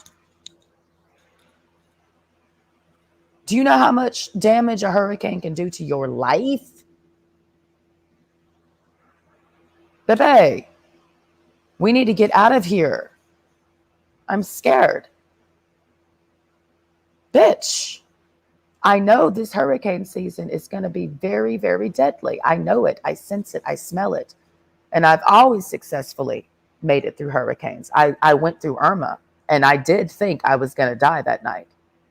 I don't think you'll understand how scary it is. It's terrifying to sit in a hurricane, Hurricane Irma, in a trailer, dude, and trees are all around your house. I sat there in the wind. I opened up the windows. It was a screened-in porch. I sat in it all night, and the water was blowing in, and I sat in the lanai and watched Hurricane Irma come in, and I thought I was going to die. I did. And I sat up watching to see if I would, because I was scared to die in my sleep. Dead ass. Dead ass, dude. It was scary. The trees were whipping. I didn't know if the tree was going to fall on our trailer and smush us to death. Scary, bruh. How much rain and wind we got from Irma in Tampa. You know how big Irma was? Irma almost killed Miami, bruh. Almost. Have you seen the footage of when Irma came in and hit Miami? And what it looked like in them streets? You do know that Miami is very close to being underwater. You know how close Miami is to being underwater? Like 6 feet, bitch. Dude, that's not a lot of feet above sea level. A hurricane can wipe you out in an instant. Everybody out here knows this. Texas, Houston, Galveston, they're playing with fire. They don't have enough time to build a seawall, bro. They're talking about building and perfecting their seawall to protect them from storm surge. You know how much beach they've lost? I know. They're trying to fix it on Bolivar Peninsula. Literally, they're running out of beach, but they still live there. It's very scary. There is a YouTube channel. If you don't believe me, there's a YouTube channel. And there's a dude on Bolivar Peninsula who goes to High Island every morning where I used to live. And I watched that beach disappear. And I visited that beach after Harvey. 2 years later, it was not there, bruh. And it's never coming back. The beach has been lost by the hurricane. The ocean crept up closer and is not receding. That's what they call sea level rise. No. It's not rising, bitch. It's just coming closer. Ain't no rising. It's just moving closer to you. There's a YouTube channel. It's Bolivar Peninsula, something. But it's a dude who shows everybody that they're losing the beach every day. And he screams about, if we get a storm, we're going to lose a lot in Southeast Texas. I'm talking about from Freeport all the way to goddamn High Island. That whole stretch cannot handle a hurricane. Take it all the way to fucking Rockport. That's where Hurricane Harvey made landfall. They cannot afford a hurricane. Literally, Louisiana cannot afford a hurricane this year. Nobody in the Gulf Coast can afford a hurricane this year. Do y'all understand what I'm trying to say? They don't want a hurricane to happen this year because they'll literally lose it. We'll lose it all, bro. The South is crumbling. I don't think people understand that. The government, I mean, I know your life is going on and all of our lives are going on, but there are a lot of people who went through hurricanes 2 years ago who have not recovered. They still have tarps on their roofs in Louisiana from 2 years ago, bro. How are they going to make it through a hurricane? The people with tarps on their roofs from the last hurricane. How are the people who are still living in FEMA trailers? Because they are, bro. If you've really seen the real South Louisiana, if you've seen real South Georgia, if you've seen real South Mississippi and South Texas, if you've seen that shit, you know what I'm talking about. I always feel like I'm talking to people who don't know what the fuck I'm talking about. You know what I mean? It's there, bruh. It's known. This place doesn't know that. This place hasn't seen that in a while. Columbus, Georgia, this place can get a hurricane that will easily. If Columbus, Georgia were to get a hurricane, we would die. I know this to be a fact. I know this. And usually, and this is me being me because I know my life history. I know that I dodge hurricanes. You know what I mean? Like it's time to leave. Like I'm the evacuation queen. I am. I just can't. I don't live that way anymore. But that's all I'm used to doing for a lot of years is evacuating because a hurricane's coming. I've done it a lot, bro. I've gone as far as Michigan to get away from a hurricane, and it went all the way up there. Tropical Storm Alberto, 2000 fucking, what was it, 18? I had to leave fucking Apalachicola because a big storm was coming, and drove to Michigan with these people that said, just come to Michigan with us. So we drove up there. And that storm, Tropical Storm Alberto, followed us up there and drowned the Upper Peninsula that we were planning to go to. So I don't think y'all understand this. I had to leave Florida to get away from a storm that was coming.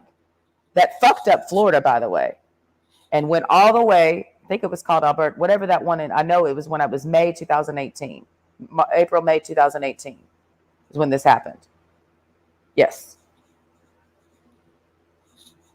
Go up to Michigan. The plan was to stay on the Lower Peninsula. Then we go up to the Upper Peninsula. We were camping with these people, doing hippie shit.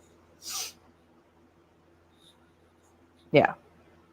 And the couple we were doing it with is a married couple and former military. So we were just hanging out with military. And we actually stopped on our way there at Fort Benning Walmart, or the Walmart near Fort Benning, because Bob was his name. He wanted to vibe out Fort Benning just for a minute because he had just retired from the military. So I'm like, oh yeah, I used to live here. Passing through in 2018. Yeah, we made a stop here. Yes. I thought it was ironic because I never knew back then that I was going to live here. Now, none of this means anything to y'all. None of anything that I'm saying about my life means anything to you. So this whole thing of self-fascination, Alexandra, I am fascinated with how God has worked in my life, bitch. I find it to be incredible, and I'm amazed at the power of God's hand on my life, Alexandra. And how God has worked in mysterious ways in my life, Alexandra. So I'm just sharing my testimony, Alexandra, to empower your bitch ass to find God in you. I am amazed at how God has worked in my life. Who is God? A lot of things. Mother Nature, for one.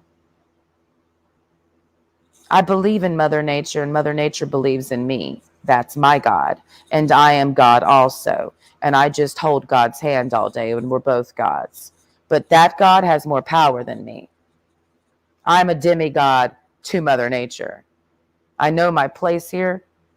She always gets the first say. I don't. I can ask for permission. I can ask if I can. But she always has the final say. Mother Nature. I don't get any say in that because she knows what's best for me. That's my God. Genuinely my God. I talk to the earth like she hears me. Yes, I do. I talk to the trees and the sun and the clouds and the sky as if they're listening, because they are. That's my God. I can see my God. Can you see yours?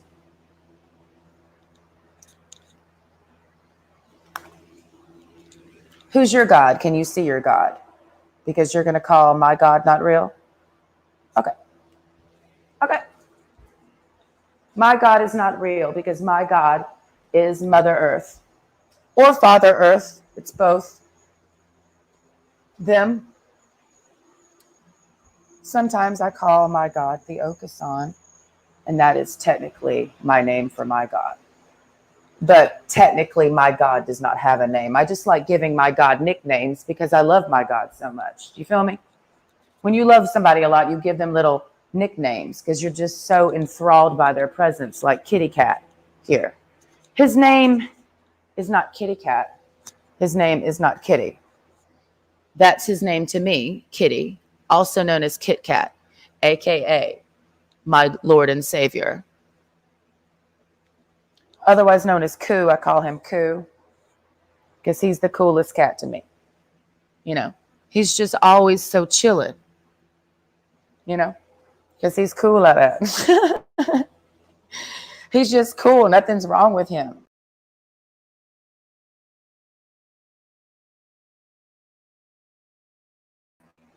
Look at him. Somebody will say, looks like something's wrong with your cat. Because why he looking like that? Why he lay like that? Right? Somebody gonna say, look at him. He has a bad attitude. Right? Something wrong with him because he just be like this. Look at him. Does something look wrong with him?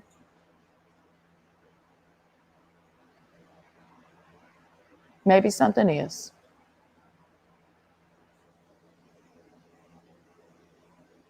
Maybe he's sad because somebody cut his nutsack off. Ever thought about that? Maybe he's sad because he'll never have a child. Maybe he's sad because he wanted to have sex with that cat and you wouldn't let him. You know? Maybe he's sad because he can't reproduce. How does a cat feel when you cut their ball sack off? Are they happy? Are you? Are you sad? Do you feel like you want to die? I need to know. Because I feel really bad that somebody cut his, isn't that what that means when they clip their ear? That they took his cock or something? I never wanted that to happen to him. Not really. I don't believe in castrating cats personally. And I don't believe in castrating dogs personally. And I don't believe in castrating humans personally. But I do feel like the ones who want to castrate animals and be shitty themselves, I feel like those humans should be castrated. Yeah. See how it just came full circle? Let me run that back for you people, because I think you don't get it. People who want to castrate animals and say that they should stop reproducing when you as a human being are reproducing, but you're not producing anything good. I mean, you're pretty shitty. All of the people that you create, all of the animals that you make are just beasts and just burdens and just bullies. So why are you controlling cats reproducing when you should be controlling your own cocks and pussies? But you want to cut off their cocks and balls and cut out their fucking uterus.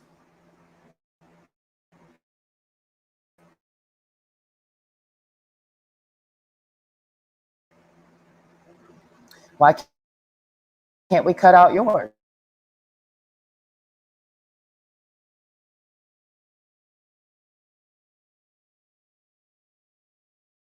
You get sex with another cat and make babies and just chill, bro. And you said nope to him. Too many cats. Too many cats. I think there's too many humans. I think there's too many humans. That's what I think. Yep. I think there's actually way too many more humans. I feel like, what's the biggest problem? The cats or the humans?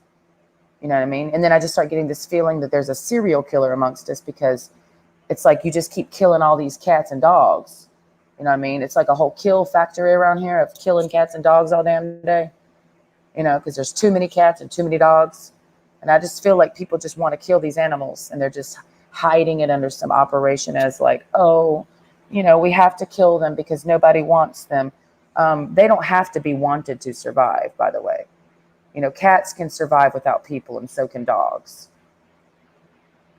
They can, and I've seen them do it a lot. I've seen plenty of wild dogs that live for a long time. They didn't need your help to eat, so you don't have to kill them just because nobody adopted them. But you're not going to let them free because you can't have the thing. Well, then I guess you need to kill all the animals, because there's always an animal out there that could kill you. So just start killing them all then. Oh, wait, that's what you've already done. You've already killed all the coyotes and all the snakes and all the wolves and all the gators and all the other creatures, just enough to keep them at bay because you don't want them reproducing. Because the more they reproduce, the more they're populating you. So it's about controlling the population of the animal kingdom so it doesn't overtake humanity. And that's when the humans just keep multiplying, and there's way more humans than animals. You know what I mean? Because there are like way more humans than animals, but not really. Because if you take all of the animal kingdom parts and you put them all together, technically still I would say maybe there's more animals than humans. But when it comes to certain animals, yeah, it seems a lot like there's way too many humans and not enough kitty cats. Because I mean, I fuck with cats. I love seeing a lot of cats, bro. Outside, man, like not in a house. Like people, I'm not that cat person that wants to keep 30,000 cats in the house, like hoarding cats. No, I love seeing cat colonies. Have you ever been by a cat colony? Like just walked by and you saw a cat meeting? I love seeing cats have meetings. They have a lot of them, bro. Cats have lots of meetings. They have their whole, one day, Kitty, he has meetups with his friend. Some days I be outside doing something in the yard and I see Kitty run by suddenly with his homeboy. And I said, I wonder what they about to go do. Because kitties have lives too. Okay? Kitties literally have lives that they want to live. And we got to let them live. Right? Do kitties not have lives too? They have friends. Kitties have friends and kitties have hobbies. Kitties have things they really enjoy doing, and we should let them do that. It's very important for me that my cat has what he likes to do. And what does he like to do for fun? Oh, be careful. He's about to fall off the thing. He's about to fall again. We don't want him to fall because he gets so relaxed and he just falls around and then he'll fall. And he bumped his head the other day because he was so excited about us bringing home fried shrimp that he jumped onto the counter, and he fell and he had a little tumble and it kind of fucked him up. Cats are pretty good at landing on their feet, but they fuck up sometimes and they bump their head. But what do you do with them? You just let them rest. You let them rest because he had a boo-boo. They trip sometimes. They trip. They make mistakes. Sometimes they fall, but they get back up. They don't sit and kick themselves in the ass about it. They said, oh, they don't care. Kitty don't care, man. That's why he's so chill, because he don't give a fuck. He always be staring at me because he's the king of not giving a single fuck. But he does care about what matters. He hates when I'm upset. And anytime he knows I'm really upset, he comes and sleeps with me. But every other night, he's like, I'm not sleeping in here with you because he doesn't want to. And some days I feel kind of sad because I'm like, damn it. Because I can't make Kitty sleep with me. I promise you that. I put him in the bed with me. You pick him up. And I put him in the bed and he get right back up. He said, no, I'm not. I don't want to sleep here. I'll go sleep over there, but I'm not going to sleep right here. He does not like, I don't know about your cat. He does not like me to pick him up and put him somewhere where he didn't want to be. Okay, boo. He doesn't really like me to pick him up at all.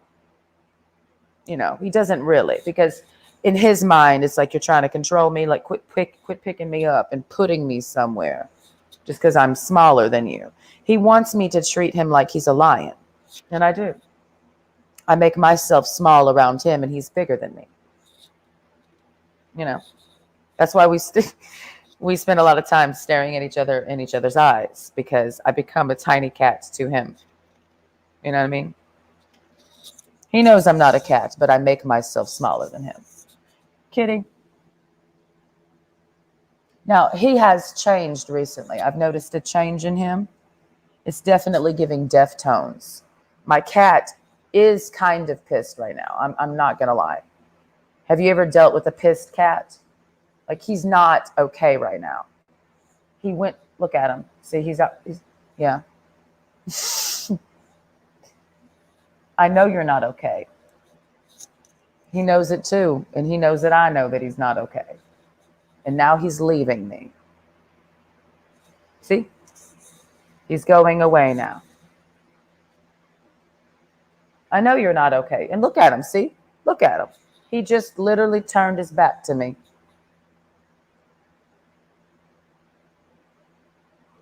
He said, That's what he said. Look at him. We have a relationship. Y'all say, oh, she's not a stay-at-home cat mom. Like, I have a relationship with my cat. It's just a certain type of relationship. It's not just about me feeding him food and keeping him alive. That's not the type of relationship. I have with this cat. You know,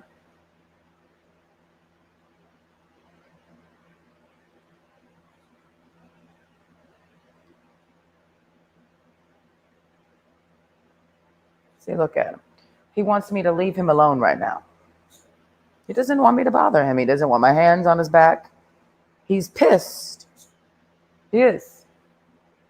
That's when he starts doing his tail like that. At some point, he'll attack my hand. I know when it's coming every time. And I sometimes mostly don't care. What's your relationship like with your cat? Because this is who I'm with right now.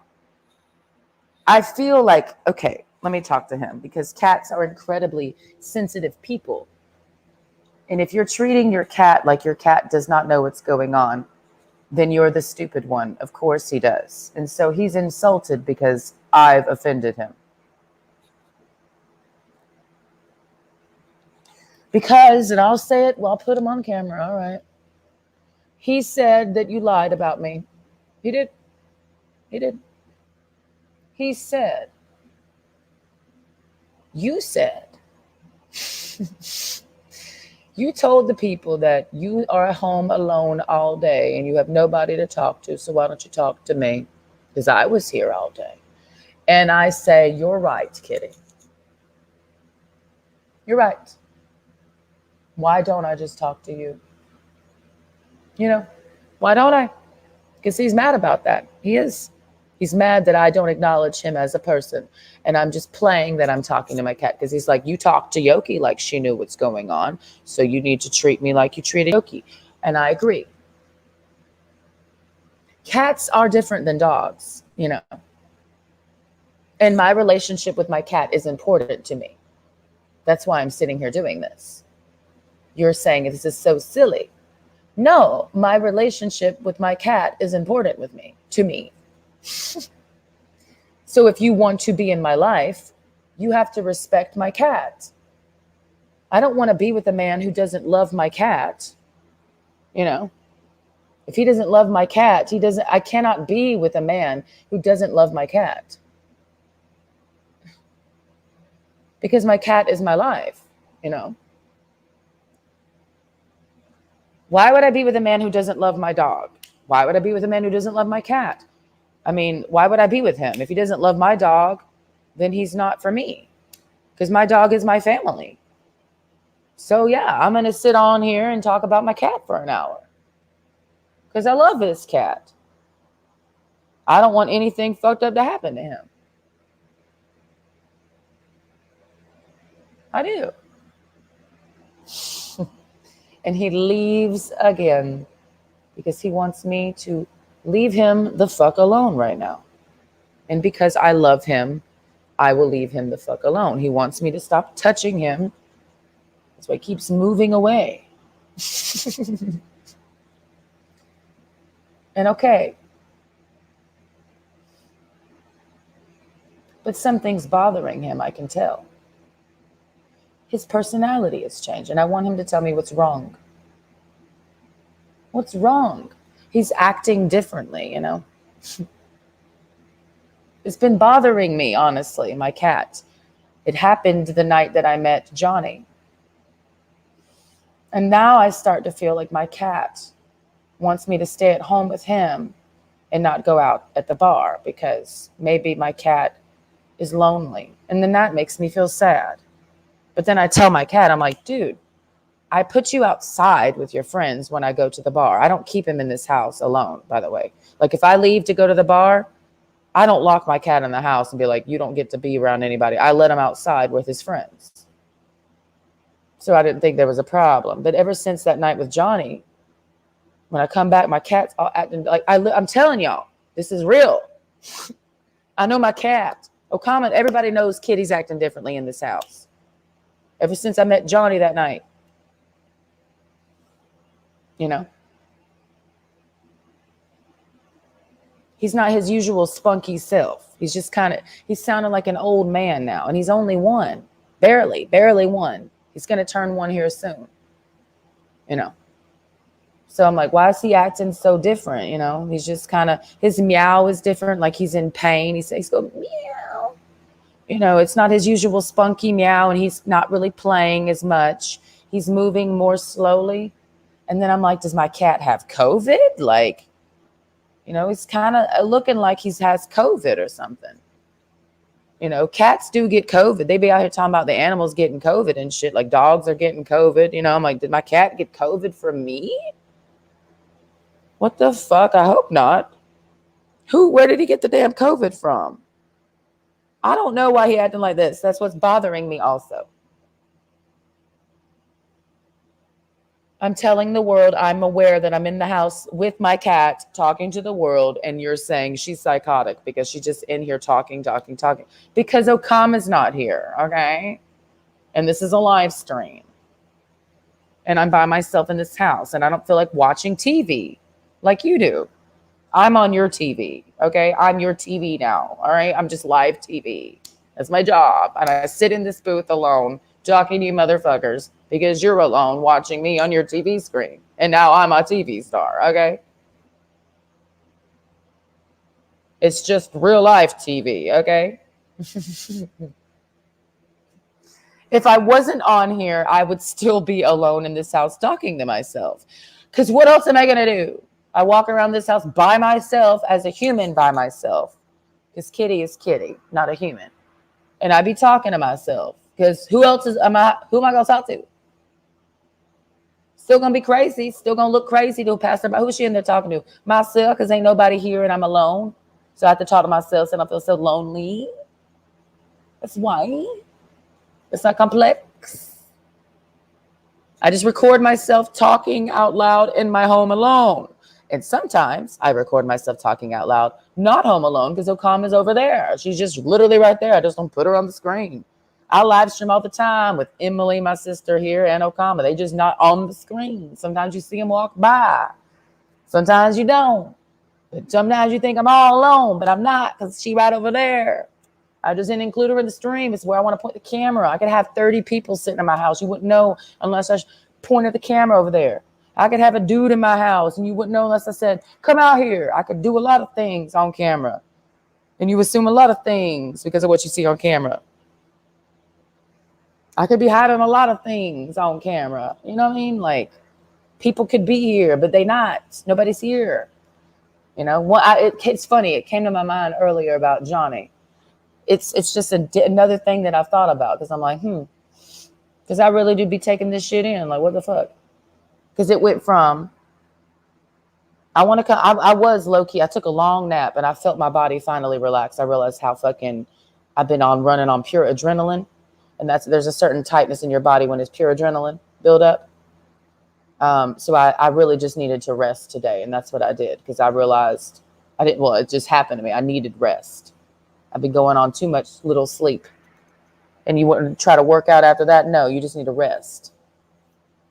So I do feel better. Because I'm still recovering from fucking COVID. Low key. Like, anyways. So it was coming to my mind when I had like really weird dreams. I laid right here. I just slept on the couch on my back. Like, I usually, like, fuck it. And there's a lot of things on my mind as I'm on my grind. You know what I mean? Like, as I'm living my life. And everybody can relate, but you just don't talk about it. You just listen to me talk about it, and then you talk shit. And then you don't exist to me. You know what I mean? I'm just the person in this world that says what a lot of people are thinking. And I know this. And you'll deny this, and then I'll say, and you don't exist to me.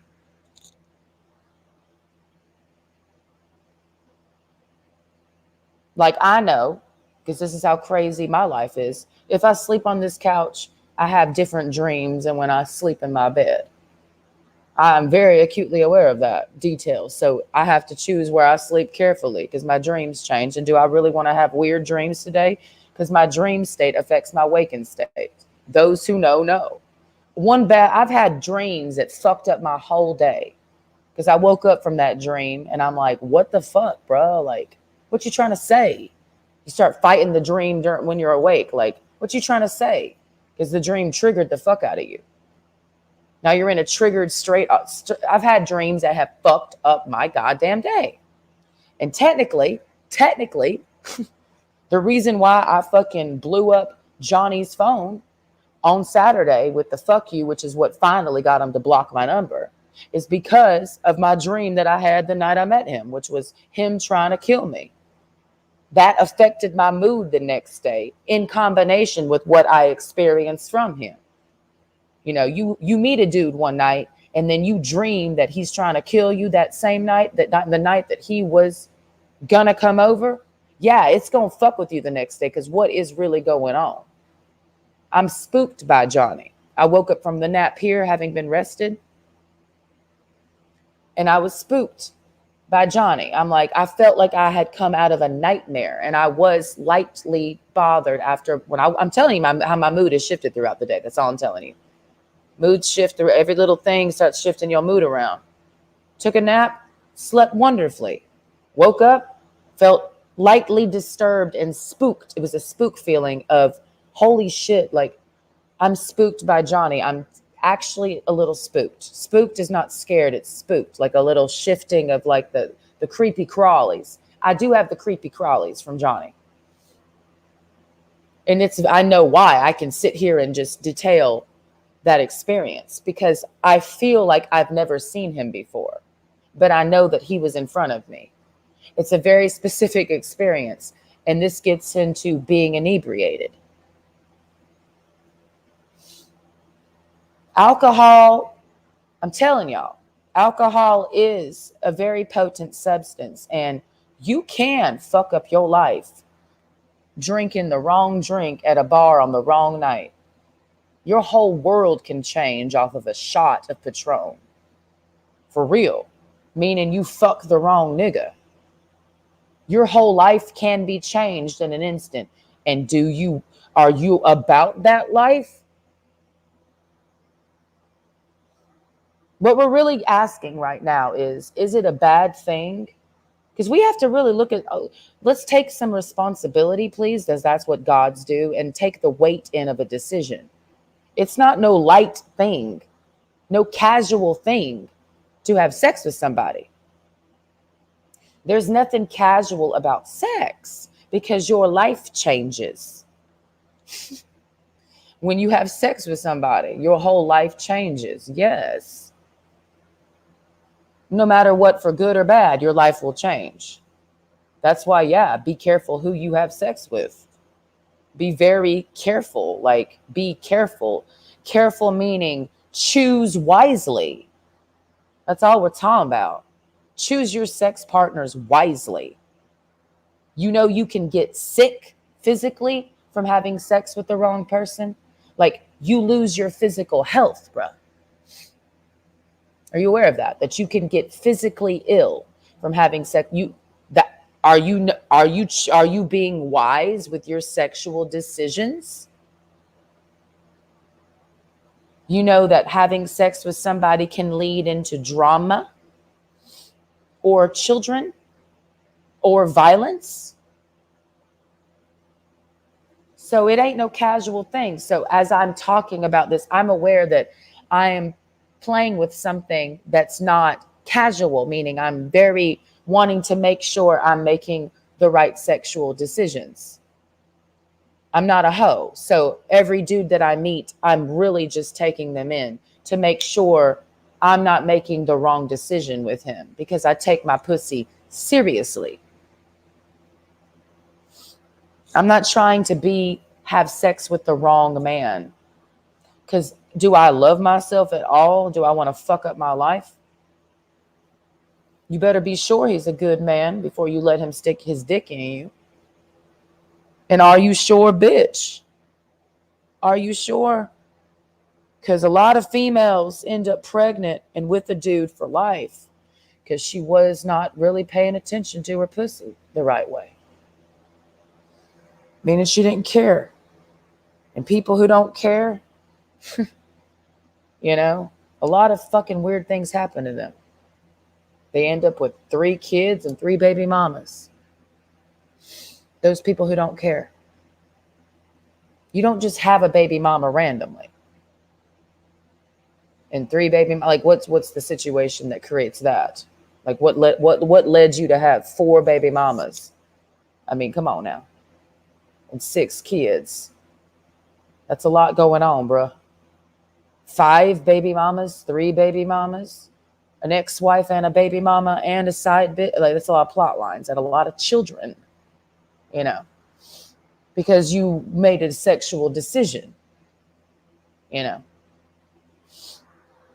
Now, if sexual decisions were being made and children were not the byproduct of those decisions, maybe it wouldn't be so fucked up, because there was no life that you could fuck up from your fucked up decision. Because, yeah, you know, a situation for a child is not cool when it's just my mom's baby daddy.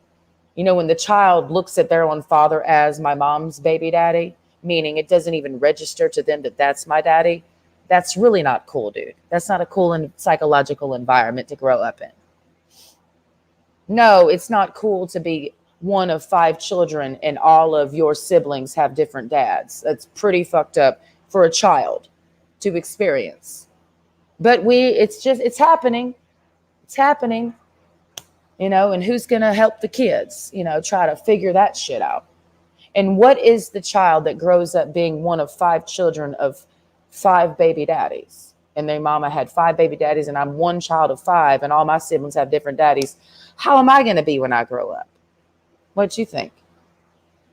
What you think? I'm not talking about quote unquote black people right now. Everybody got baby mamas and baby daddies. Everybody. Ex-wives, it's the same thing. An ex-wife to me is a baby mama.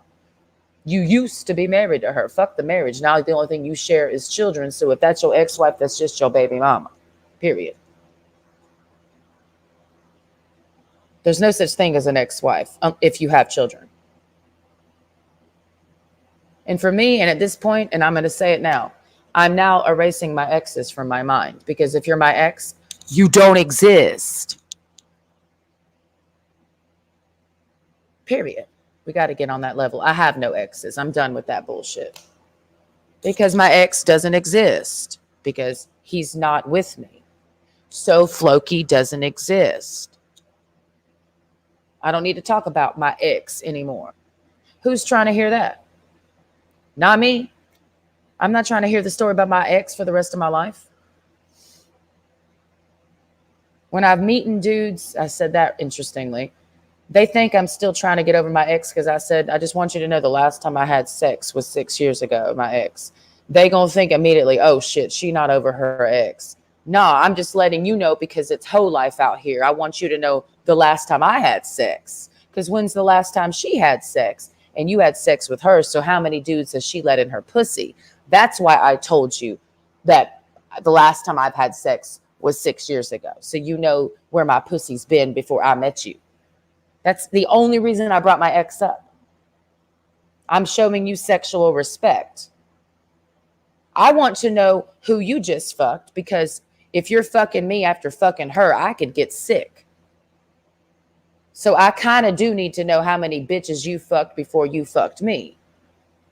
Yeah, that's your sexual history is necessary. If you're not going to be open to me about your sexual history, you got to go, and you don't exist, because you don't respect my sexual health if you're not going to tell me.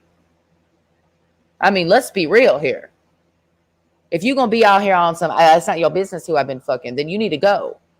You got to go, because you don't respect my dick. You don't respect my pussy, because that's nasty. That's disrespectful to me for you to be out here fucking all these people. Then you want to fuck me. Like, that's too much bodily fluids floating around. I don't want that in my life. Oh, you just went over to her house last night and you fucked her, and now you want to come fuck me tonight? Nah, bitch. You haven't even digested her sexual shit. Now you gonna come stick your dick in me when your dick was just in her? That's fucking disgusting. And don't play the power of now card. Like, well, I'm with you right now, baby. So just focus on the present moment. That's when hoes like to cite the present for your ass. Well, just focus on the here and now. And don't worry about that an hour ago I was getting dicked down by somebody else. Just focus on now, because I'm with you right now. And as long as you just here with me right now, it doesn't matter what I did an hour ago. And it doesn't matter what I'm going to do an hour from now, because I'm with you right now. No, that's not how this works, bitch. You cannot grow with multiple sex partners. So you're not here to grow, bitch. You're here to hoe. Hoes love to talk about growing all the goddamn time. Bitch, a hoe can't grow shit. You're a black hole. It's the inversion of growth. It's the not existing that you create. Yes. You cannot build and grow with multiple sexual partners. You can't. I cannot build a relationship with a man, with multiple men. I cannot. Sex is roots. I can only have roots with one man. That's it. You talk about roots, bitch. You don't even have any. You a tumbleweed. You a rolling stone. You know what I mean? You a rolling stone. You're not even having roots with nobody. And I'm talking about really being with somebody. I'm not talking about paperwork. I'm not talking about paperwork. I'm talking about you really with somebody. And only with them in your mind, body, and soul. Meaning there's no one else for you to think about being with, for you to maybe actually go do. Your mind really is on that motherfucker. You know what I mean? Your heart is on that motherfucker, and your body too. So your mind, heart, body, soul, and pussy is aligned for one guy. That's alignment. You don't know alignment. If you had real alignment, you would only have one man that you're into. You know, none of these dudes that I've talked to thus far, I'm actually into, because there's not been one that's fully aligned with me. Yes, parts of a whole, parts of them, but clearly not. It's my standard. I know this. I know that I'm expected to lower my standard to accept what they're offering me. And it's tempting, of course. There are certain aspects of this. I mean, I've had plenty of dicks offer themselves to me, right? Why would I not take one? Why do I keep purposely telling him and making it where he doesn't want to be around me? Why do I do that? Is it because I'm scared of a relationship with him, or is it because I know he's not the one? So I'm making it easy for him to go. Like I add a lot of smoke in the room and he can't breathe, so he's choking, and I'm not, because I can breathe in fire. So he has to leave. I put him through tests to see if he can handle the flame, and if he can't, he's got to go. You know, because you a hoe. Like there's a hoe litmus test that you got to put people through to see what level of hoe that they're at. And I do it really quickly. I don't drag it out. I'm going to give you my hoe litmus test off top. I'm not going to wait a few days, wait a few weeks to see where you're at with me. I'm going to do that immediately so I don't waste any time. I don't have the time to waste with these niggas. That's why it's a 24-hour cycle at this point. I meet you one night. I'm into you, but I assess it. Does it take me 24 hours? It kicks in the next day. I know you ain't the one for me, baby. I wish you could be, but you ain't gonna be, because you ain't gonna change. Next, you don't exist. It doesn't matter if I want you to exist. It doesn't matter if I want you to be my man, in the sense of you got to change to be him. Because that's the only way you could be my man, is if you fucking change. That's what we're talking about. I've set a standard for you. If you're not going to arrive at the occasion, you're not my man. I can want you to be, but you're not gonna be.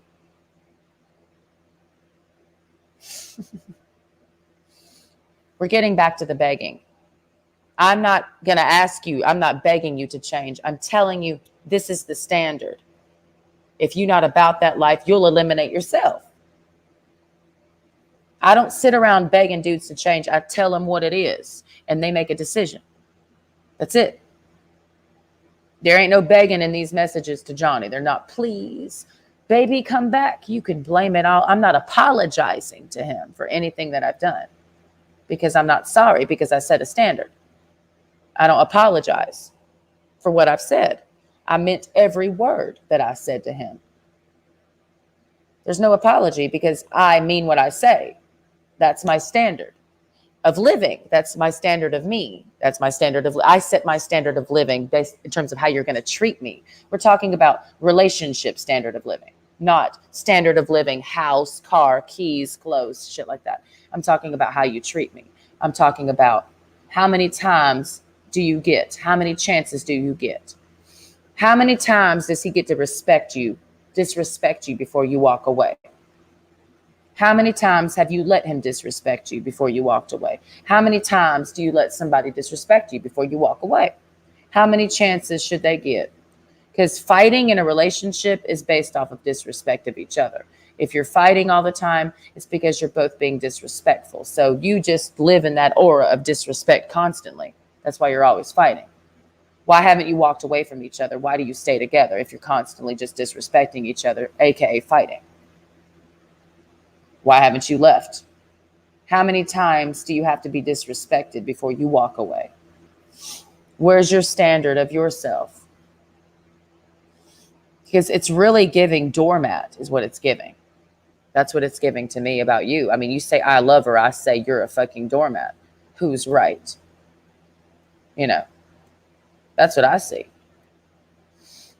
I see people with doormat energy. And you call that love. And I say, you just like being disrespected, don't you? You know, that's the vibe I'm getting.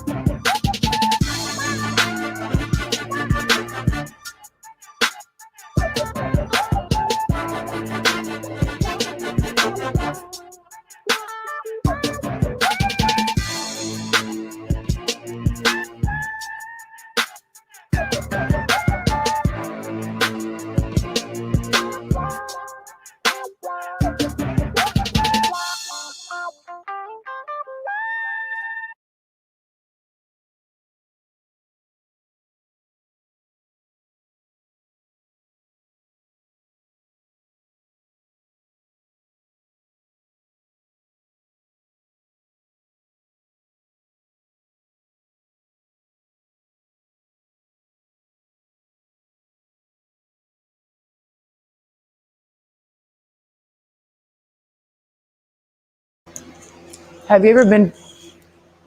So y'all be playing with me. Y'all be playing with me for real. People can put you in a position to do something. And will you do it? I'm talking to Okama about some shit. I'm about to tell her that one day soon she's going to be put in a position to take dick. You know, you can be positions, man. Somebody makes an offer to you. Can you say no? Do you have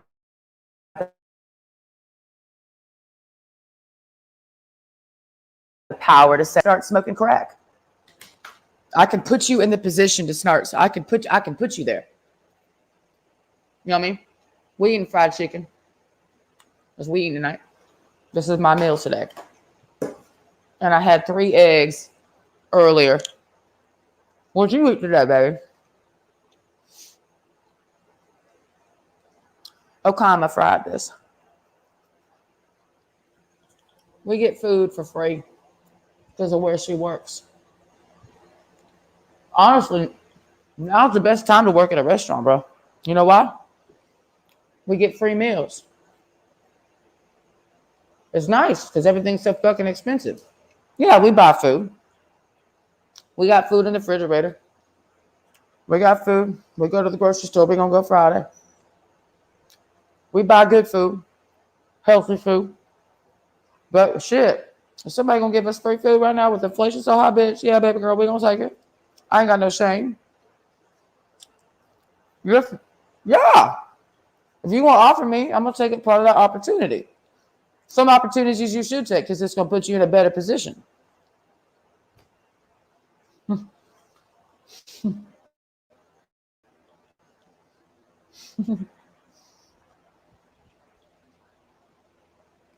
Right?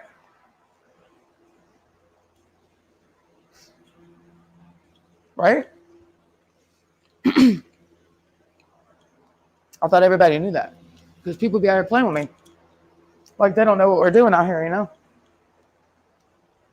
People be playing dumb like they don't know what's going on because they act like what I'm doing is crazy. That's what I'm talking about. They gaslight me acting like how I live and what I do every day is fucking psychotic and the craziest thing they've ever seen. When people around here get me pretty fucking well. So I guess it's you people who are just watching from the internet that it's like, oh my God, we don't get it. I mean, people around here seem to get me pretty fucking good, bro. My neighbors get me. People I meet at the bar get me. It's just people on the internet don't get me. And who the fuck are people on the internet? Motherfucker, I don't fucking know. Some gaslighting sons of bitches, that's who. That's who. Can you put the fan out here?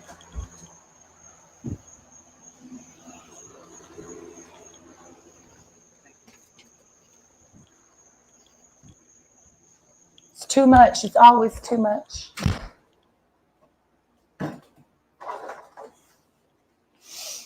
People are scared to grow fast. They want to grow slow. Because it's too much. It's too much growth at one time. You can grow as fast as you want to grow. You're going to get put in the position to take dick.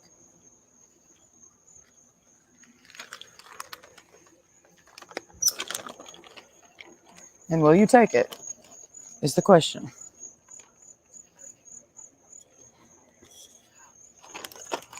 Huh?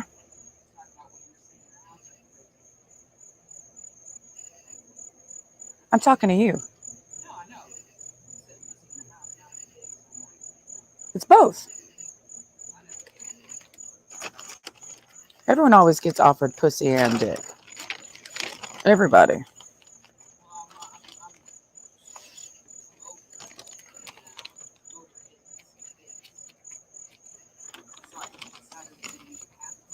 Everybody's always being put in the position to be bisexual.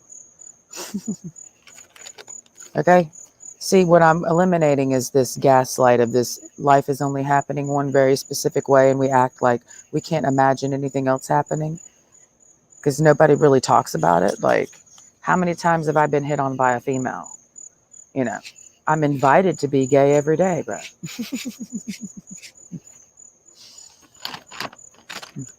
I'm invited. I'm giving the opportunity to do a lot of things.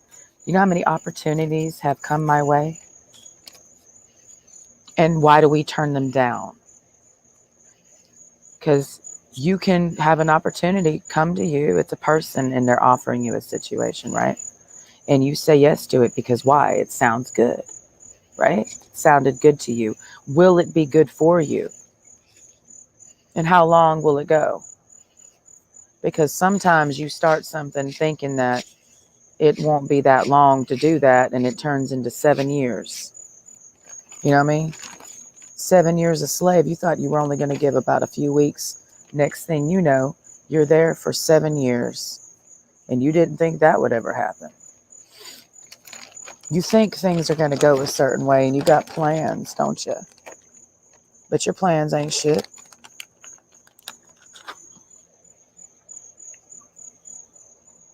You want your phone? Huh?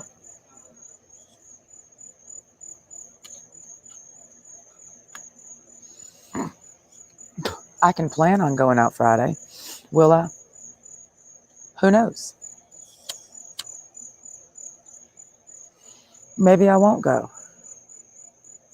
I don't have to go. Do I? Do I have to go out? No. People look for me, though. I am sought after when I go out. People are waiting for me there.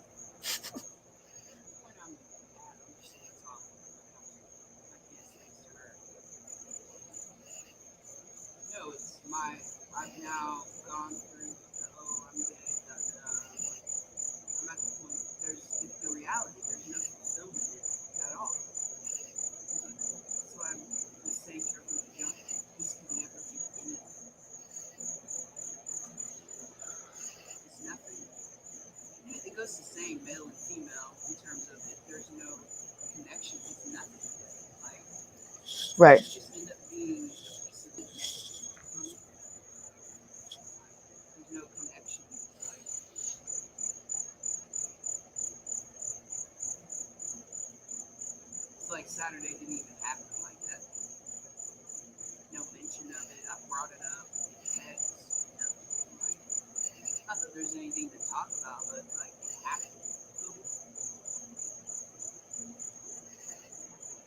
Because she's a ghost.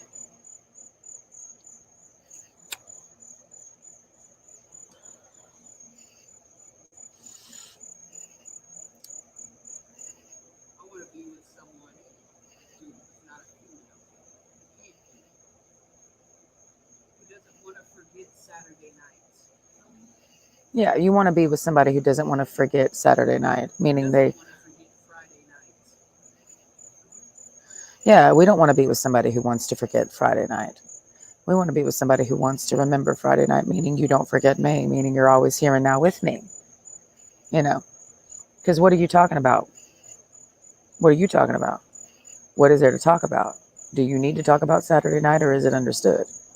So what's the issue? What is your issue? What is your issue? What are you needing her to do? Talk about Saturday night? What are you needing to happen? Because maybe you have to create that situation for it to happen. Did you bring it up? Why not?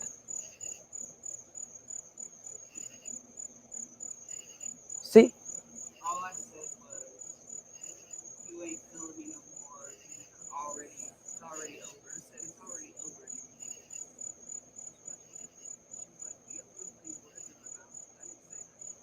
Do you really feel that way? Do you give a shit?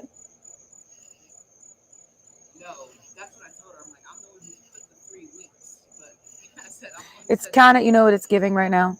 It's kind of giving a little theatrical. It, it definitely is giving like you're acting out. You.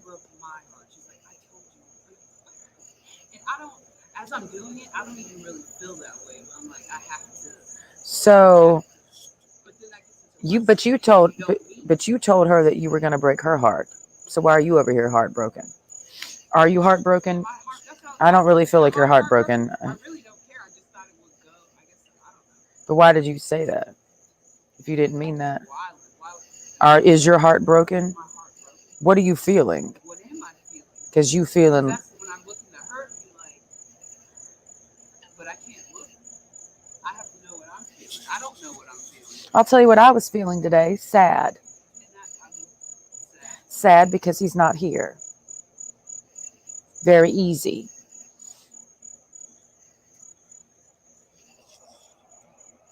I was sad when he told me he had to leave. You know, because it's like that already tells me I can't be attracted to you because of your job. Do you understand what I mean? Because I want you to be here right now and you have to go. So now I'm already sad in this relationship. And now I'm like, why even bother investing in it? This is something complicated for me, sis. Because I'm like, I'm dealing with military dudes. He's going to have to go. And I'm going to be alone and I don't want him to go. So why would I even invest? But then I'm like, but I really vibe with your vibe though. So I'm technically saying I'm willing to go along for the ride because I have to accept that you're going to be gone. But I need to know that we're actually together first before I accept that. Like, so I'm kind of sad today. And I just slept and I woke up and I felt sad. And I started this live stream. Because the first memory I had, the first feeling I had when I woke up from that dream was Jose, that memory, that ghost memory of that fucked up shit, the position he put me in. He put me in the beg for it, bitch. You know, like beg for me to be with you. Just because he was recreating what his wife made him feel. And I hate that. And I hate that I did. It was a night after I had been drinking with him. And some whole shit happened. I ended up begging him to come in my house. Like, please. I was doing the please. And I felt humiliated as I was doing it, but I did it anyways because I really meant it. I'm like, please come in. Like, I really, really want you to.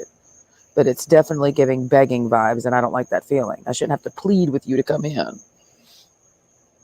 You know, I want you to want to come in and it not be something like, huh? There's an armadillo out here? Really? Oh. We got a whole jungle back here.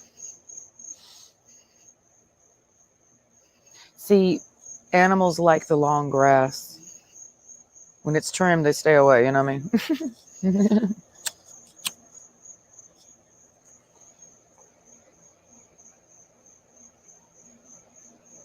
Our backyard is giving fallen forest vibes. So this is what I am not wanting to be in any begging energy. And when you really, it's like, it's all this shit, man. Like when you're dealing with somebody, it's like, I really like you. I really vibe with you. I really want you. I want to express that to you. So why does it feel like I'm begging for you? You know what I mean? It's the whole thing of they're showing interest and you're showing interest. And then at some point it feels like one person wants the other more than the other. But it seemed that we were showing equal interest in each other at the beginning. And then why does it shift to like somebody's always the beggar? It's always that. I felt that around every dude I've ever been around. Someone's always the beggar in our relationship. Why, if we both want each other, why is there a beggar here? Because then I'm like, maybe you don't really want me, but you're here though. That's the thing. Like, why do I feel like a beggar in this relationship? Like we're in the relationship, we're together. So why does it feel like I'm begging for you to be here and you're sitting right next to me? Do you get me? Like be present with me. Like you're here, but you're not here. So you're not really with me, but your body is. Vibes. You're a zombie. Okay. You're not occupying this moment with me. Where are you? We're sitting next to each other, but you're not with me because you're somewhere else in your head. So we're not together, but we're sitting together and we say we're together. We say we're boyfriend and girlfriend and sometimes we have sex, but it's like fucking a zombie. Zombie sex is different than ghost sex, you know what I mean? Because ghosts don't have sex. Ghosts don't have sex. Ghosts just ghost. Zombies have sex. You know. Oh, he's right beside me. The armadillo's underneath my chair. Okama, this is as close to an armadillo as ever been. He's underneath my chair. He literally walked with, he's beside me. Oh my God. The armadillo literally came under my chair. I've never been that close to an armadillo in my life, and it's in this backyard. That's a magical moment. Wow. That was pretty hot. Iconic. I had this moment last night too when I was sitting out here when I saw the possums running around in my backyard. And I'm like, good, they feel comfortable with me. Like the possums know me, like I feed them, you know what I mean? And they're like, it's her. And I'm like, it's you. And they're like, we're all cool with each other back here. Like the whole zoo's back here, bro. Because they know I'm cool with them. And they're like, okay, we can come back here. Who knows who's going to be back here next? Maybe a coyote. I mean, that's fine. You know, I'm not going to say nothing. You can come get something to eat, I guess. You know, maybe the alligator will come here next too, because I'm cool with him. If he's hungry, he's got to show up at my house. If I like you, I'll invite you over, and you're safe here in my backyard. Nobody's gonna hurt you. But when you leave my backyard, I can't control what happens to you. But as long as you're in my backyard, in my house, nobody's going to abuse you. So this is home base of safety. That's why I don't like leaving my house, because I know I don't get hurt here. However, I know I can't be here a lot because it's not good for my mental health either.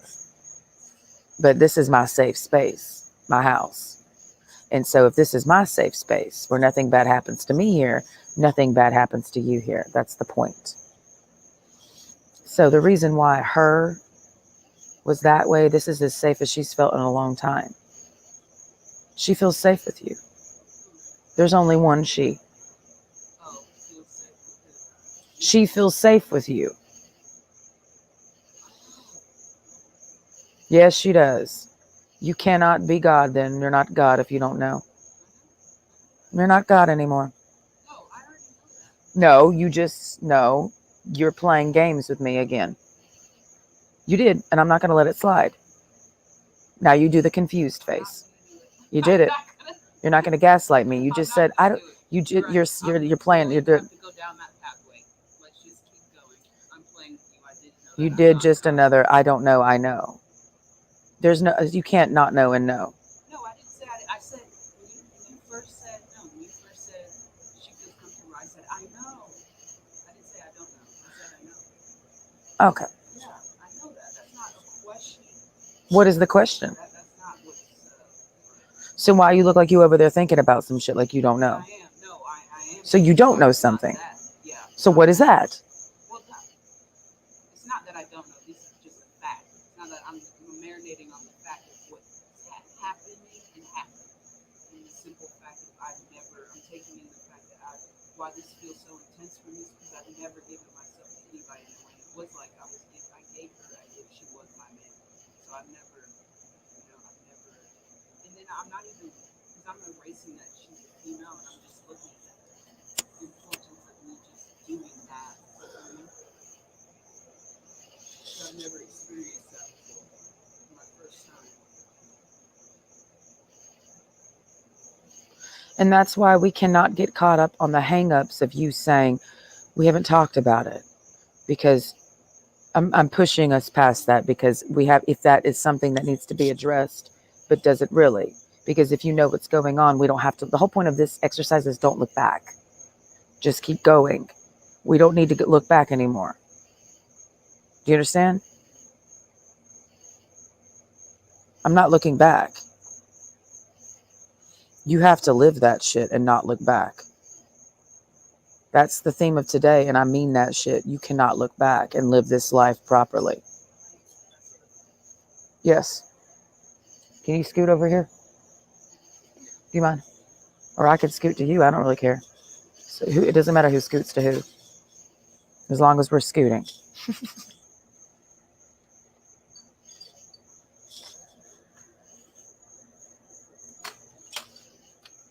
We're not looking back. That's my vibe. And I cannot look back and do a lot of journeys in one place. I can travel thousands of miles within 5 square miles because I'm traveling through people. I can run through people. I can run through a lot of people And when I touch those people are touching people, and I can touch the whole world, bitch. I know this. I can touch the whole world where I'm at. And you can touch the whole world where you're at. And so we're touching right now.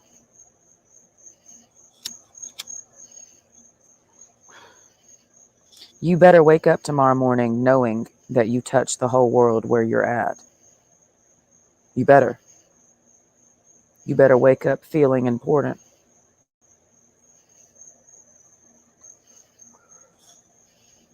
You better wake up with a fucking purpose. You better. You better not wake up feeling wasted. You don't want to wake up feeling wasted. You don't.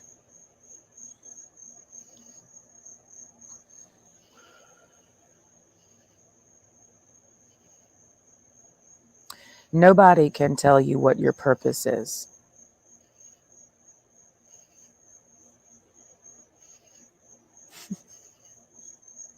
So that's for you to find out.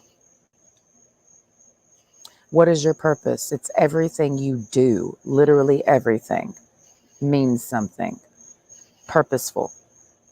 And if you find that half of your life seemingly is purposeless and only some of it seems purposeful, then you're not living.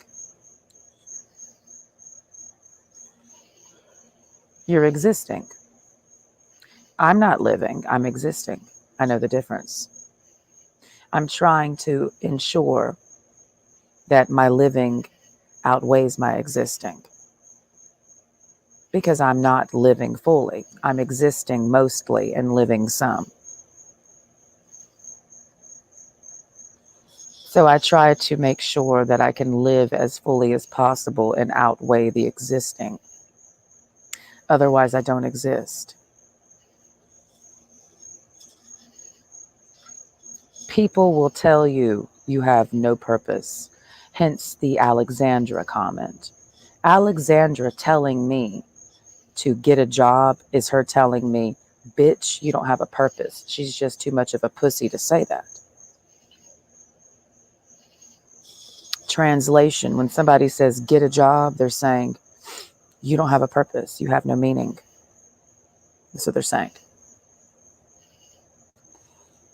That's what they're actually saying. They're just being nice about it. And everything they do is for your own good because they're nice people. And they're just looking out for you. Because you ain't shit, bitch. Get a job. But if you know your purpose, you're not moved around by those people. And you don't care about them because they don't exist.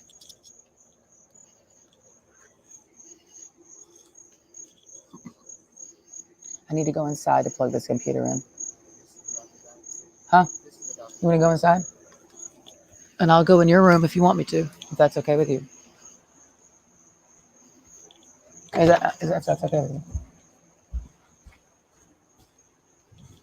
I'm going to put this in your room and I'm going to turn the air on so we... Is that okay? I would prefer to last year.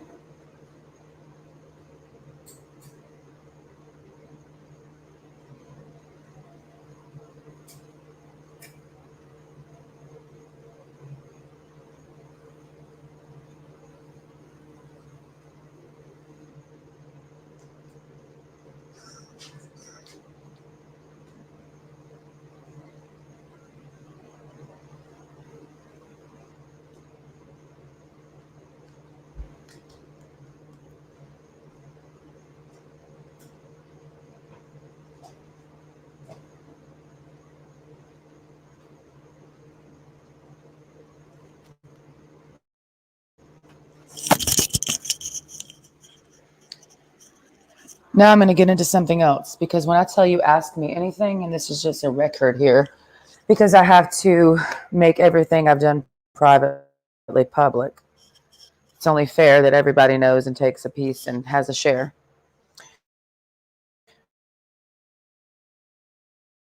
And stock in my existence, because If you're giving me your energy, you're investing in me. So you are putting stock in me, and I am your bond, bitch. And will you get a return on your investment in me? Meaning, will I help you? You should never invest in somebody who's not helping you. Why would you invest in somebody who's not helping you grow? Do you like dead-end investments, meaning you're wasting your time? When you stick your dick in somebody, you're investing in them. When you spread your legs for cock, you're investing in them. Will it be worth the investment? Are they going to help you grow? Or are they going to help you die more? You know, pleasure for me is holistic. So let's talk sex, please. Is the phone in here? Okay. Some people, not all people, we're talking sex right now. We're talking sexual pleasure right now. Sexual pleasure for me is holistic. People who are not evolved only think sexual pleasure is rubbing one out and coming.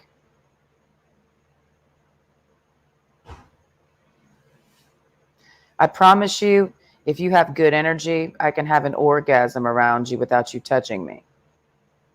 That's how good of a vibe you are. Living life as an orgasm is a lifestyle. It's everything that I'm saying is the same thing. It's just a different way of saying the same thing. You know, life as an orgasm, life as dosage, life as a mushroom, life as a seashell, life as a woman, life as a god. It's all one and the same thing. It's not separate. It's one, and it's the power of one. So when I'm talking about sexual pleasure with a man, this is what I'm talking about. Him, his personality, his dick, and what his dick does to me and my pussy is way down the list. It's the last thing I'm thinking of.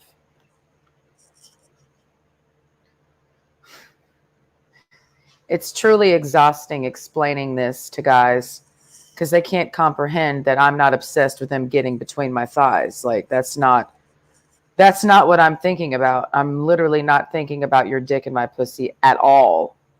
I'm thinking about your soul and my soul. I'm thinking about your mind and my mind. I'm thinking about you inside of me, inside of you. All of me and all of you. And that's a determining factor in if I will receive full pleasure from you. Because can I be fully pleasured by you? Your whole self, all of you. Being you all day, every day. Because it's a continual thing, meaning I'm always feeling good around you. And that's life as an orgasm. If there is something in you that will make me feel bad at all, then I'm not fully pleasured by you.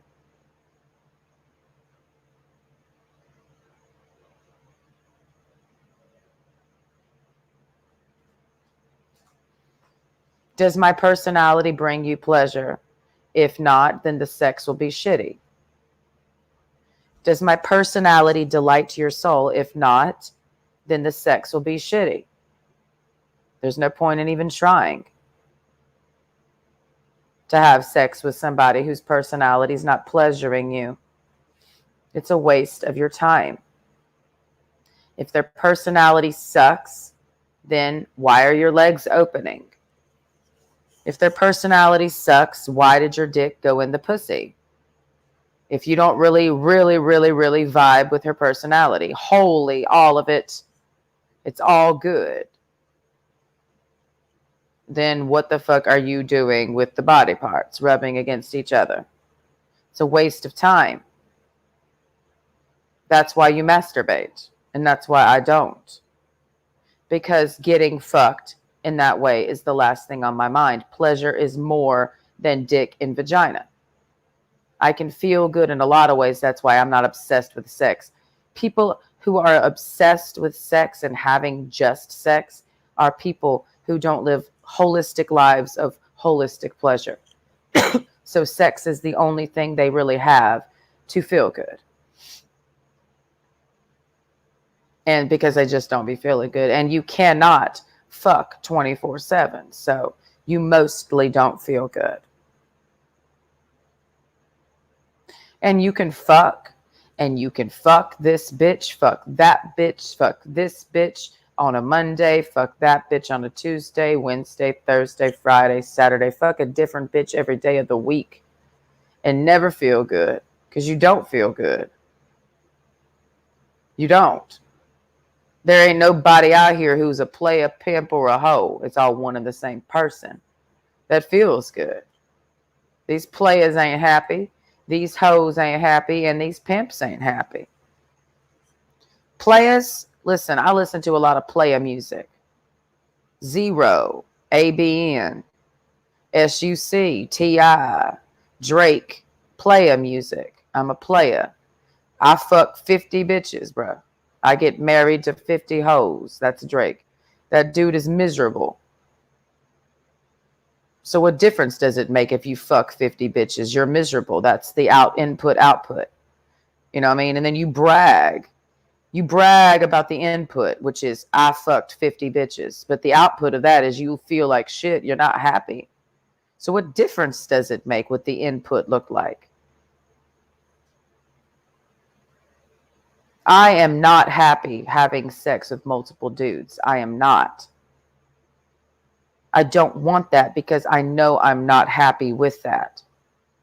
I want to have sex. I'm ready to have sex. Yes, I do want to have sex. No shit. But I don't want to have sex with the wrong person. So that leaves me sexless. Because I have to know for sure if he's worth spreading my legs for. And some people will try to convince you to just do it. Why not? It's the why not. If only for one night. Why not? Just fuck me. You know what I mean? Who cares, you know? You want some sex right now, and when are you going to meet somebody who's your soulmate? So just kind of have me for like a right now thing, you know? For one night, you know? While you're waiting on your, you know, soulmate. Just go ahead and just have a little bit of sex while you're waiting. Is their vibe. And they know it's their vibe. That's why they ask me, who's going to be your lucky man? Because they know they're just a one-night stand, right? And who the fuck wants that? Not me. I don't want one. So why the fuck did I have one? See? I did have a one-night stand. No shit. I literally had a one-night stand. His name is Chance. That was a one-night stand. He was here for one night and one night only, and I've never seen him again. Well, I've seen him again, but he's not been with me again, so that's a one-night stand. It's horrible. It's really the worst. I can't believe anybody out here is saying they enjoy one-night stands. It's horrible. Having sex with somebody for one night and one night only and literally having nothing to do, that's a one-night stand. You have sex with them and you never deal with them ever again. That's disgusting. And who would be so stupid to choose to have a one-night stand with people? For me, if you're going to do that, if you're going to have a one-night stand with somebody, at least pick the person where you never have to see them again. Why would you pick a one-night stand with somebody that you're going to keep seeing? But you don't want it. That's the point. Do you understand? A one-night stand means, for me, I want to fuck you and literally never see you again. I don't want to see you. I don't want to talk to you. I don't want to see you. Right? That's a one-night stand. That's what that energy is. I want to fuck you and never see you again. So why would you do one-night stand things with somebody you're going to keep seeing? Because, yeah, Chance is going to keep seeing me. That's something I meditated on for a while. I'm like, wow, this dude is really dumb. Like, he wants to have a one-night stand with a bitch that he knows he's going to see again, meaning he wants to not see me again, because you have to really take the energy and really say what it is. A one-night stand is, I don't want to see you again. I want to fuck you and never see you again. That's the definition of a one-night stand. That's what it is. A definition means what it is, what it actually is, the molecular matter of what that is. Okay?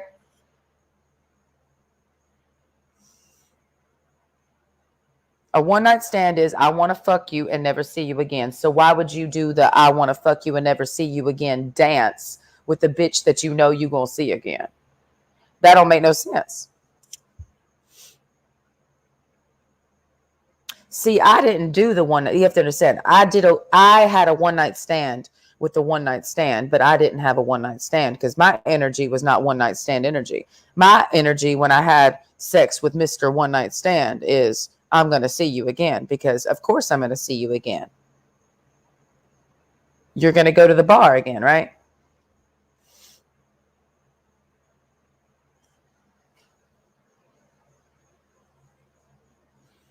So I guess my pussy makes Mr. One Night Stand go inside and quit coming out to the bar, is what it's giving. Because I am asking this question out loud. How long is it going to be before Mr. One Night Stand comes out of his barracks and does bar life again? Because it's like after he fucked me, he went from Mr. I'm downtown partying every weekend to not being out at all. This is a fact. I have been going downtown every single weekend except the weekend that I had COVID. Every single weekend I've been going downtown Friday and Saturday night since April 15th. How many weeks is that? That's a lot. And almost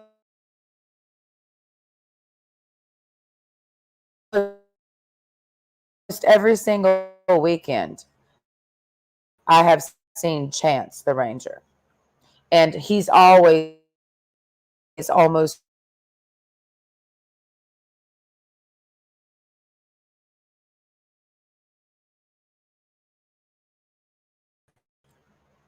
it's crazy that when I get on here and I talk about somebody that sees me in public, how scared it makes them for me to talk about them in front of them.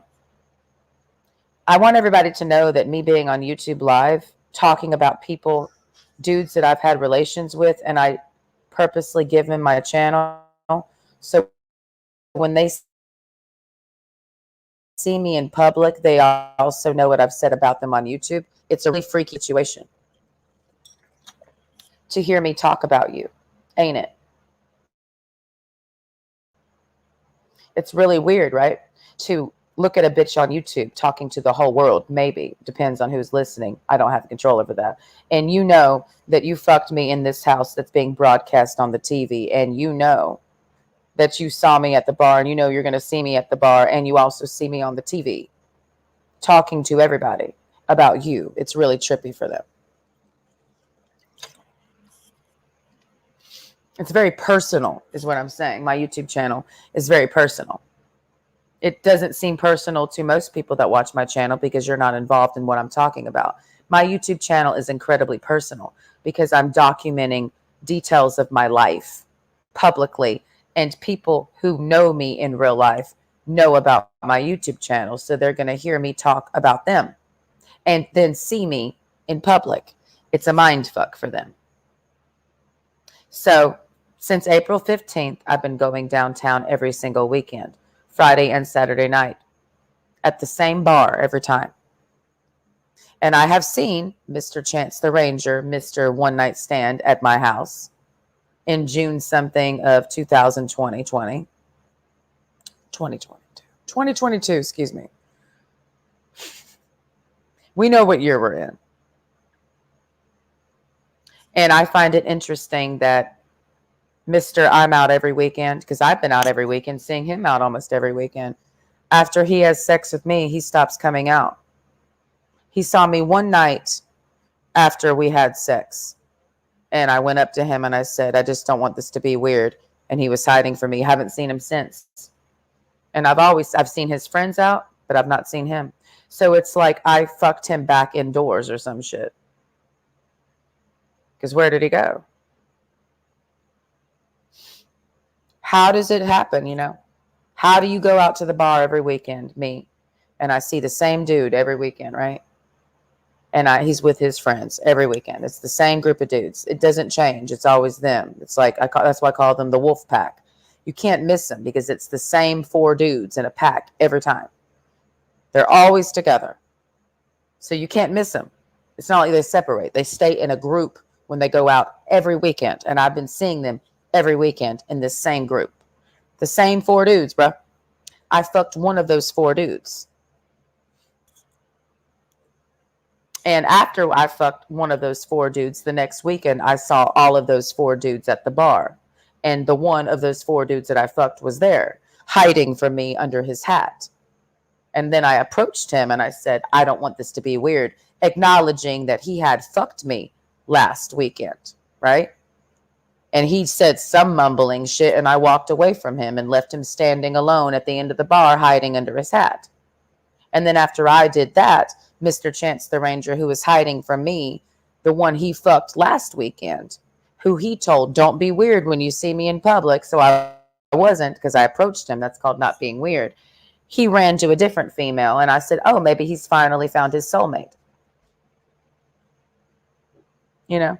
So he was with that female, a different female than he was with me, you know, because he fucked me Friday, and then I saw him with her the next Friday after I went up to him and said blah, blah, blah, because he was standing by himself, no female in sight, hiding under his hat. So after I approached him and said, I'm not wanting this to be weird because I'm drawing from what he told me. Don't make this weird. So that's why I went up to him, because I'm like, all right, I'm not making this weird because you said don't make it weird. So here I am. And he was weird. The one who said don't make it weird was weird to me. So I was like, all right, bro, like he's acting real weird. He almost looked like he was hiding behind the security guard. So then I walked back to my table. I'm like, okay. And then I watched him walk to a different female and was booed up with her all night. And then I'm like, okay. Then I texted him, you're disgusting, because of course you are. I already knew this. I knew this before I fucked you, that you were disgusting. I did. I knew he was disgusting. That's why I was never interested in fucking him. But we did fuck. And he's still disgusting. And then after that night, I went out every single weekend except the July 4th weekend because I had COVID. And I never saw him again. I saw his Wolfpack friends, and those Wolfpack friends that he was with, I've seen them go home with multiple bitches. They go home with a different bitch every night. Every Friday night, a different bitch. And I've seen the bitches that they've gone home with go home with a different dude every night. So everybody's going home with someone different every night around here. You see one female boot up with the dude at a bar, you're like, oh, that's his girlfriend.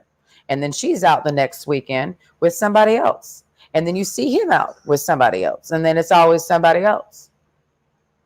So I've not seen Chance since then.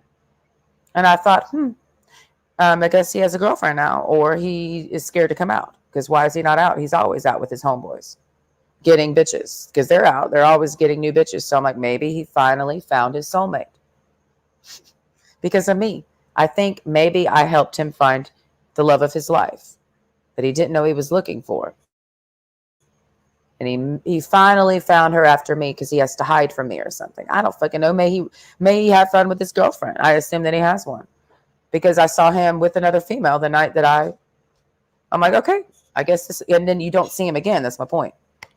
You don't see them again. So you're like, all right, well, I guess that female that I saw him with, he's not with. Live and prosper, Chance. Well, tell that female that you left your underwear at my house. Does she know that you were a hoe before she was with you? I wonder if Chance the Ranger who fucked my vagina on June something, it was the week of my sister's birthday, so the week of June 15th, because I had just got back from Florida and then went out on that Friday night, and Chance came over to my house and fucked me and left his underwear there, and then, you know what I mean? I wonder if he has a girlfriend now, meaning the weekend after he fucked me, he finally found a girl he was ready to be with. You know what I mean? I wonder if he told her about me, or he's just going to pretend that he hasn't been hoeing this whole time. Is he honest about his sexual history with his current girlfriend?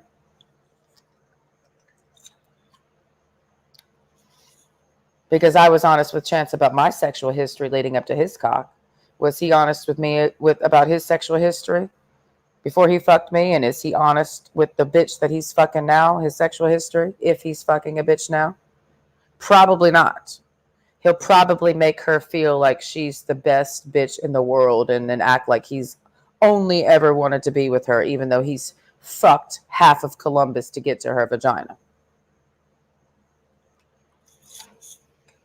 I don't really want that life. I don't want to fuck my way to the right man.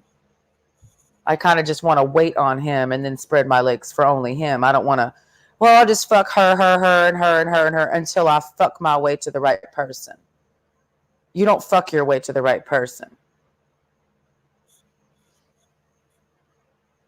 So Chance did. Chance fucked me, and I was the stepping stone bitch for the right person for him to fuck for the rest of his fucking life. Because he wasn't going to commit to me. He was going to commit to her, and he just used me to commit to her, right? Because maybe he only fucked me to make her jealous. Who knows? I'm just playing into the idea that Chance has a girlfriend, because that's what I thought after I saw him with that other bitch. And he was very booed up with her just the way he'd been booed up with me the previous Friday night. What other conclusions am I supposed to draw? That's what he wanted me to conclude. He wanted me to conclude that he was fucking another bitch. That's why he booed up in front of me. You know what I mean? Like, let me just play this out for y'all. I'm in a bar. I'm literally in a bar. And there's a dude that I see. We'll call him Tom. Tom walks in. Tom and Tom's friend walk in. Tom, I fucked him last Friday. And I know Tom's friend because Tom's friend is his roommate. Okay? I'm the fucker. He's the fucky. That's what we're dealing with. The fucker and the fucky. So I'm the fucker and I fucked him last Friday night. Here he comes in, Tom and Tom's homeboy that he lives with. And I know both of them because I met both of them, but I only fucked Tom. Tom comes in and I'm like, oh shit. Oh shit, that's Tom. I fucked him last weekend. I don't want to, let me hide from him. Let me put my head on low. And then Tom walks up to me and I'm like, oh no, oh no. Why am I doing oh no with Tom when I'm the fucker? If I'm the fucker, why would I be ashamed of who I fucked? Meaning, why would I hide from them when I'm the fucker? I should be happy to see the one that I fucked. So if Tom walks up to me, and Tom does in this scenario, and I'm the fucker that fucked him last Friday night, and he approaches me, I'll be like, hey, what's up, Tom? I won't be weird.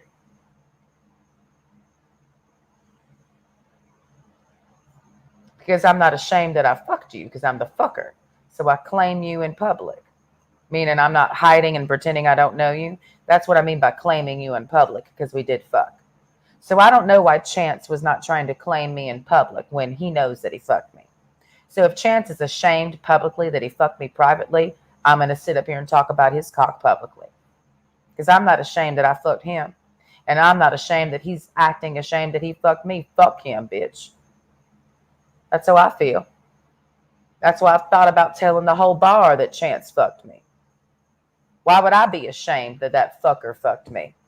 Because I fucked him too. Clearly, who out here acting ashamed about who they fucked and pretending that you didn't fuck somebody? I ain't embarrassed, bitch. That's why I be walking into that bar knowing that the hoes and the niggas that Chance hangs with knows that he fucked me. What do they think I'm going to do? Hide my head in shame that I fucked that motherfucker? Them bitches don't understand that. In that bar, them little dumbass bitches that run around in the bar and now stare at me every time I'm in there and talk to the dudes that talk to me for some weirdo reason. Like when I see a female talking to a dude, I don't run up on their conversation talking to him. So these hoes that Chance has been fucking with are incredibly disrespectful, because when that dude is talking to me, bitch, these hoes out here are territorial as fuck. How in the fuck am I standing in a bar talking to a dude who wants to talk to me and a female, a hoe that's been throwing her pussy around the bar for the last 10 weeks, including Chance, the dude that fucked me about 2 months ago? She was throwing her pussy at him too, doing this and nana boo boo with her pussy all night. That same hoe that's affiliated with Chance's cock that was in my pussy, that same fucking hoe tried to throw her pussy at a dude that was talking to me this past Friday night. He's standing there wanting to be there. I wasn't forcing him to be there. He wanted to be there because when I walked in the bar, within 5 minutes, he made a beeline to me. And that same fucking hoe that I've seen chasing dudes, literally chasing them around the bar, she walks up into our conversation that we're having privately and interrupts us and says to him, she ignores me. Do you want a shot? Bitch, how the fuck can you ignore the female that he's hollering at? Does he want to fuck you, bitch? Because you giving begging ass bitch vibes. I'm in this bar as equally as you are. Your pussy is not raining all the cocks in here, bitch. Because if he wants to be over here, bitch, he will be over here. You the one running around begging for dick. And the next time that happened, I'm not going to be so nice to Butterface Mandy. Because that bitch has a butterface for real. She's younger than me and looks 40. I'm 35 and I look younger than her. Because her face is busted, bitch. And that's a fact. And that's Chance. And why is these dudes fucking these busted ass hoes? They got dank ass, musty ass pussy for real. And busted ass faces and shit ass personalities. And they're jealous and spiteful and insecure. Why are you trying to stick your dick in that? And then you gonna brag to me like you did something. And then them same nothing assholes thinking they gonna act better than me when they got a broken ass pussy. And y'all think you gonna sit there and gaslight me in a goddamn bar? Because that's what's happening to me on Saturday nights. On Friday nights, it's something else. Ain't nobody here begging for dick, bitch. I'm just here. Get it to motherfuck together. He came to me. I didn't run around the bar begging for him. These bitches is mad and trying to play games. Like, I want everybody to understand that these bitches is territorial. Like, they try to keep these dudes, like, these dudes literally talk like they're on a choke collar. Like, I can't come over here because my bitch is, you know, that bitch over there won't let me talk to you. Okay. I don't know what kind of dog leash you need, bitch, but I can probably order one from you off Amazon. Since you somebody's bitch. And these dudes are single. So how are a bunch of single dudes out here that are just fucking random bitches? How are they in bondage to these hoes where these hoes are running these dudes like they're dogs on leashes? Because, I mean, these dudes that say, I'm a player, I'm a pimp, I mean, they seem to be doing what the hoes tell them to do all damn day. Like, he wants to talk to me, but he can't because that hoe that he fucked over there won't let him. I thought you was a player. You can talk to whoever you want. But no, that hoe over there has you in bondage to her pussy. Okay.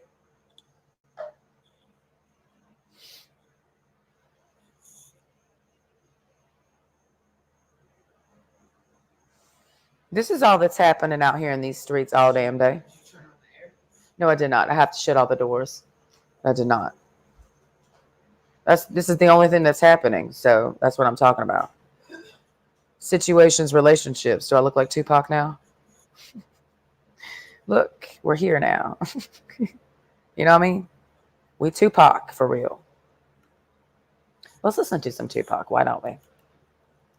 Why not? I do fucks with Tupac.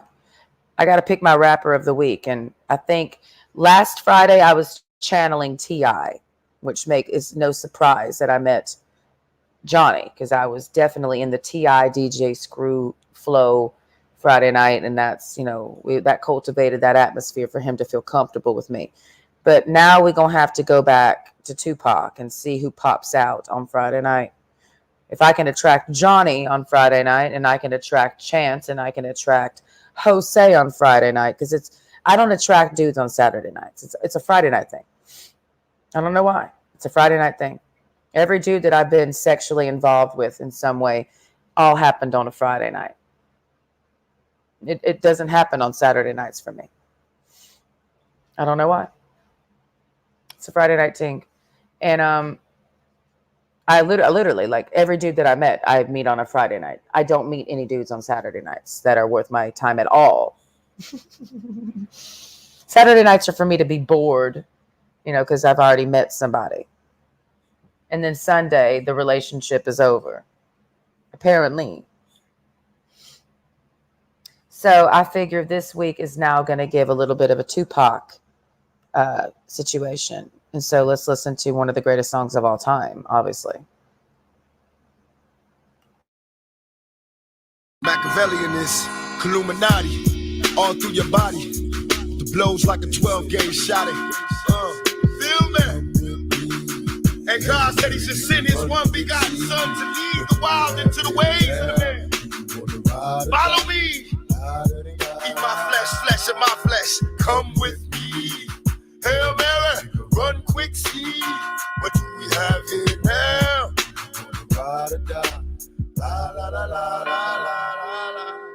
I ain't a killer, but don't push me. Revenge is like the sweetest joy next to getting pussy. Picture paragraphs unloaded, wise words being quoted. Beat the weakness in the rap game and sold it. Bow down, pray to God, hoping that he's listening. Seeing niggas coming for me, for my diamonds when they glisten. Now pay attention, best in peace, Father. I'm a ghost, these killing fields. Hail Mary, catch me if I go. Let's go deep inside the solitary mind of a madman. Screams in the dark, evil lurks, enemies see me flee. Activate my hate, let it break till I'm playing. Set trip, empty out my clip, never stop to aim. Some say the game is all corrupted, fucked in this shit. Stuck, niggas is lucky if we bust out this shit. Plus, mama told me never stop until I bust a nut. Fuck the world and they can't adjust. It's just as real. Hail Mary with me. Hail Mary, nigga, run quick, see what we have here now. You wanna ride or die? La da da da da da da da. Come with me. Hail Mary, nigga, run quick, see what do we have here now. You wanna ride or die? La da da da da da. Penitentiaries is packed with promise makers. Never realized the precious time the bitch niggas is wasting. Institutionalized, I live my life a product made to crumble. But too hard for a smile, with them crazy to be humble. We ballin', catch me, Father, please, cause I'm ballin'. In the liquor store, that's the Hennessy I hear calling. Can I get some more? Hey. Nope, I'm not feeling Tupac. I can't listen to something I don't really feel, and I'm not feeling Tupac right now. So, sorry.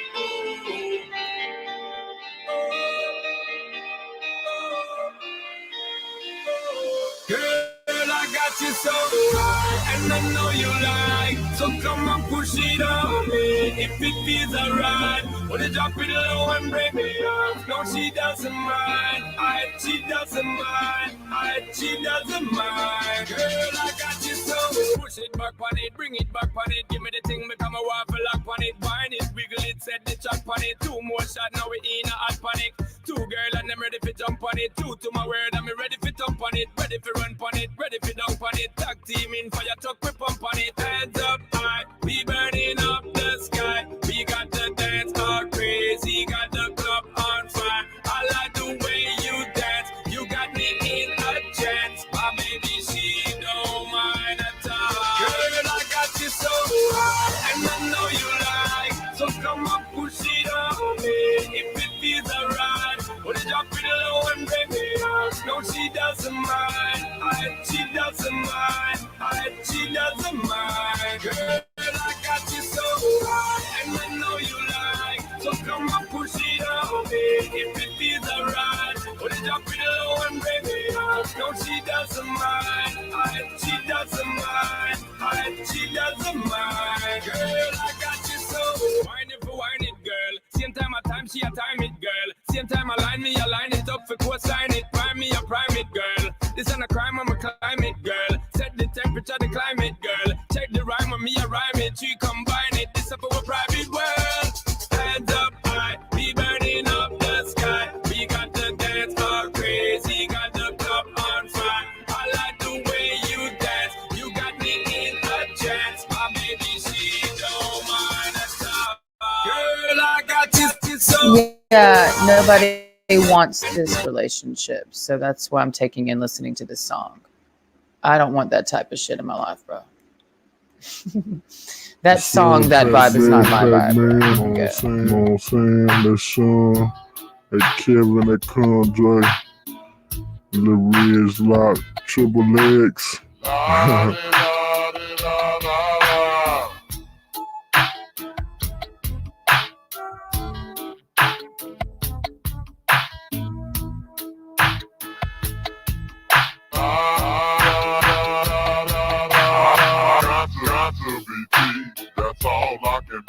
So man, I'm putting it down in this damn industry. Peeps in my fam.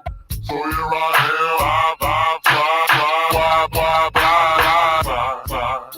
Cause that ain't never been me, and ain't gon' never be me. And now it's plain to see. Trippin' with teeth, I'm still blowing on trees. Boys, walk, dead. Okay, we gonna freestyle for real. I'm sick of you, bitch. I am. We're gonna do the sick of you, bitch song. Trying to make me feel crazy, bitch. Huh?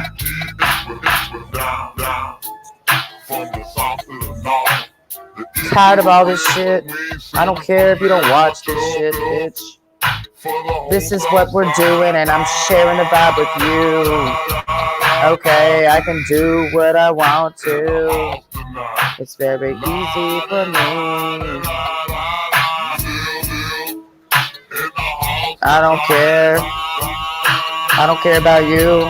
You can't do what I do at all. You literally can't, because you don't have the balls to do what I do, bro. That's why, because you're scared of what people think about you. So you can talk all this shit about me. It doesn't matter, because you can't do what I do, bitch. Talk shit all you fucking want. You can't do what I do, bitch. Like, what? You literally can't. You can't live stream, huh? That's why you mad. Nobody cares about you. Obviously not. You can't do what I do. Like, if you are you important, then you get up on a live stream and make yourself relevant, because you don't exist.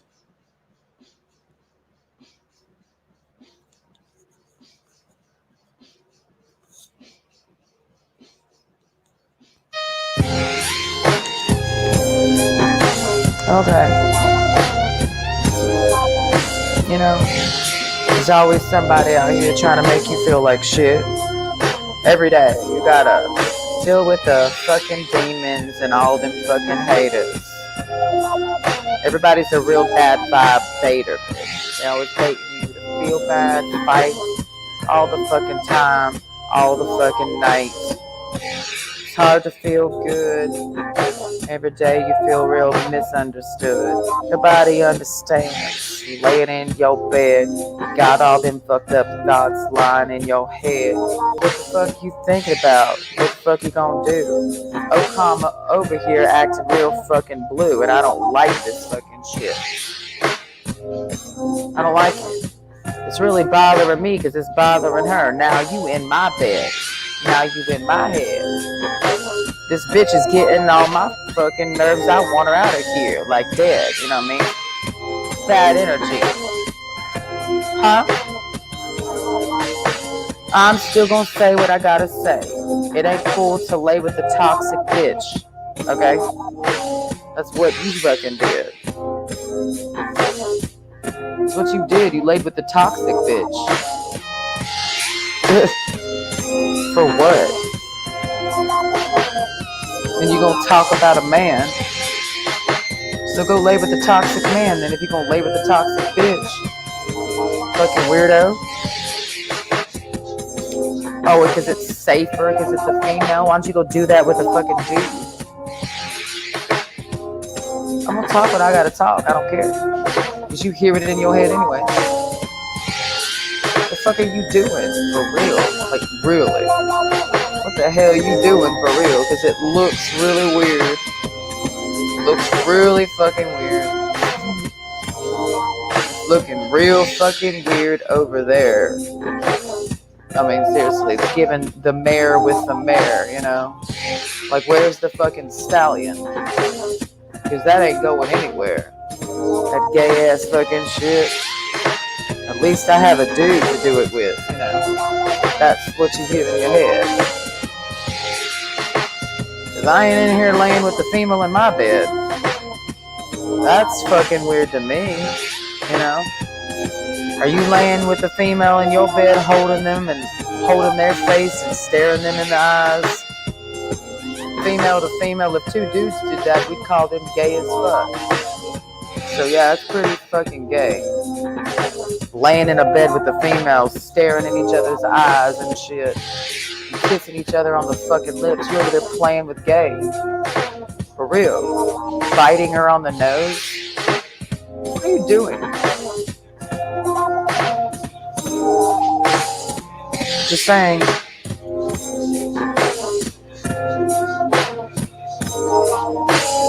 I get to question.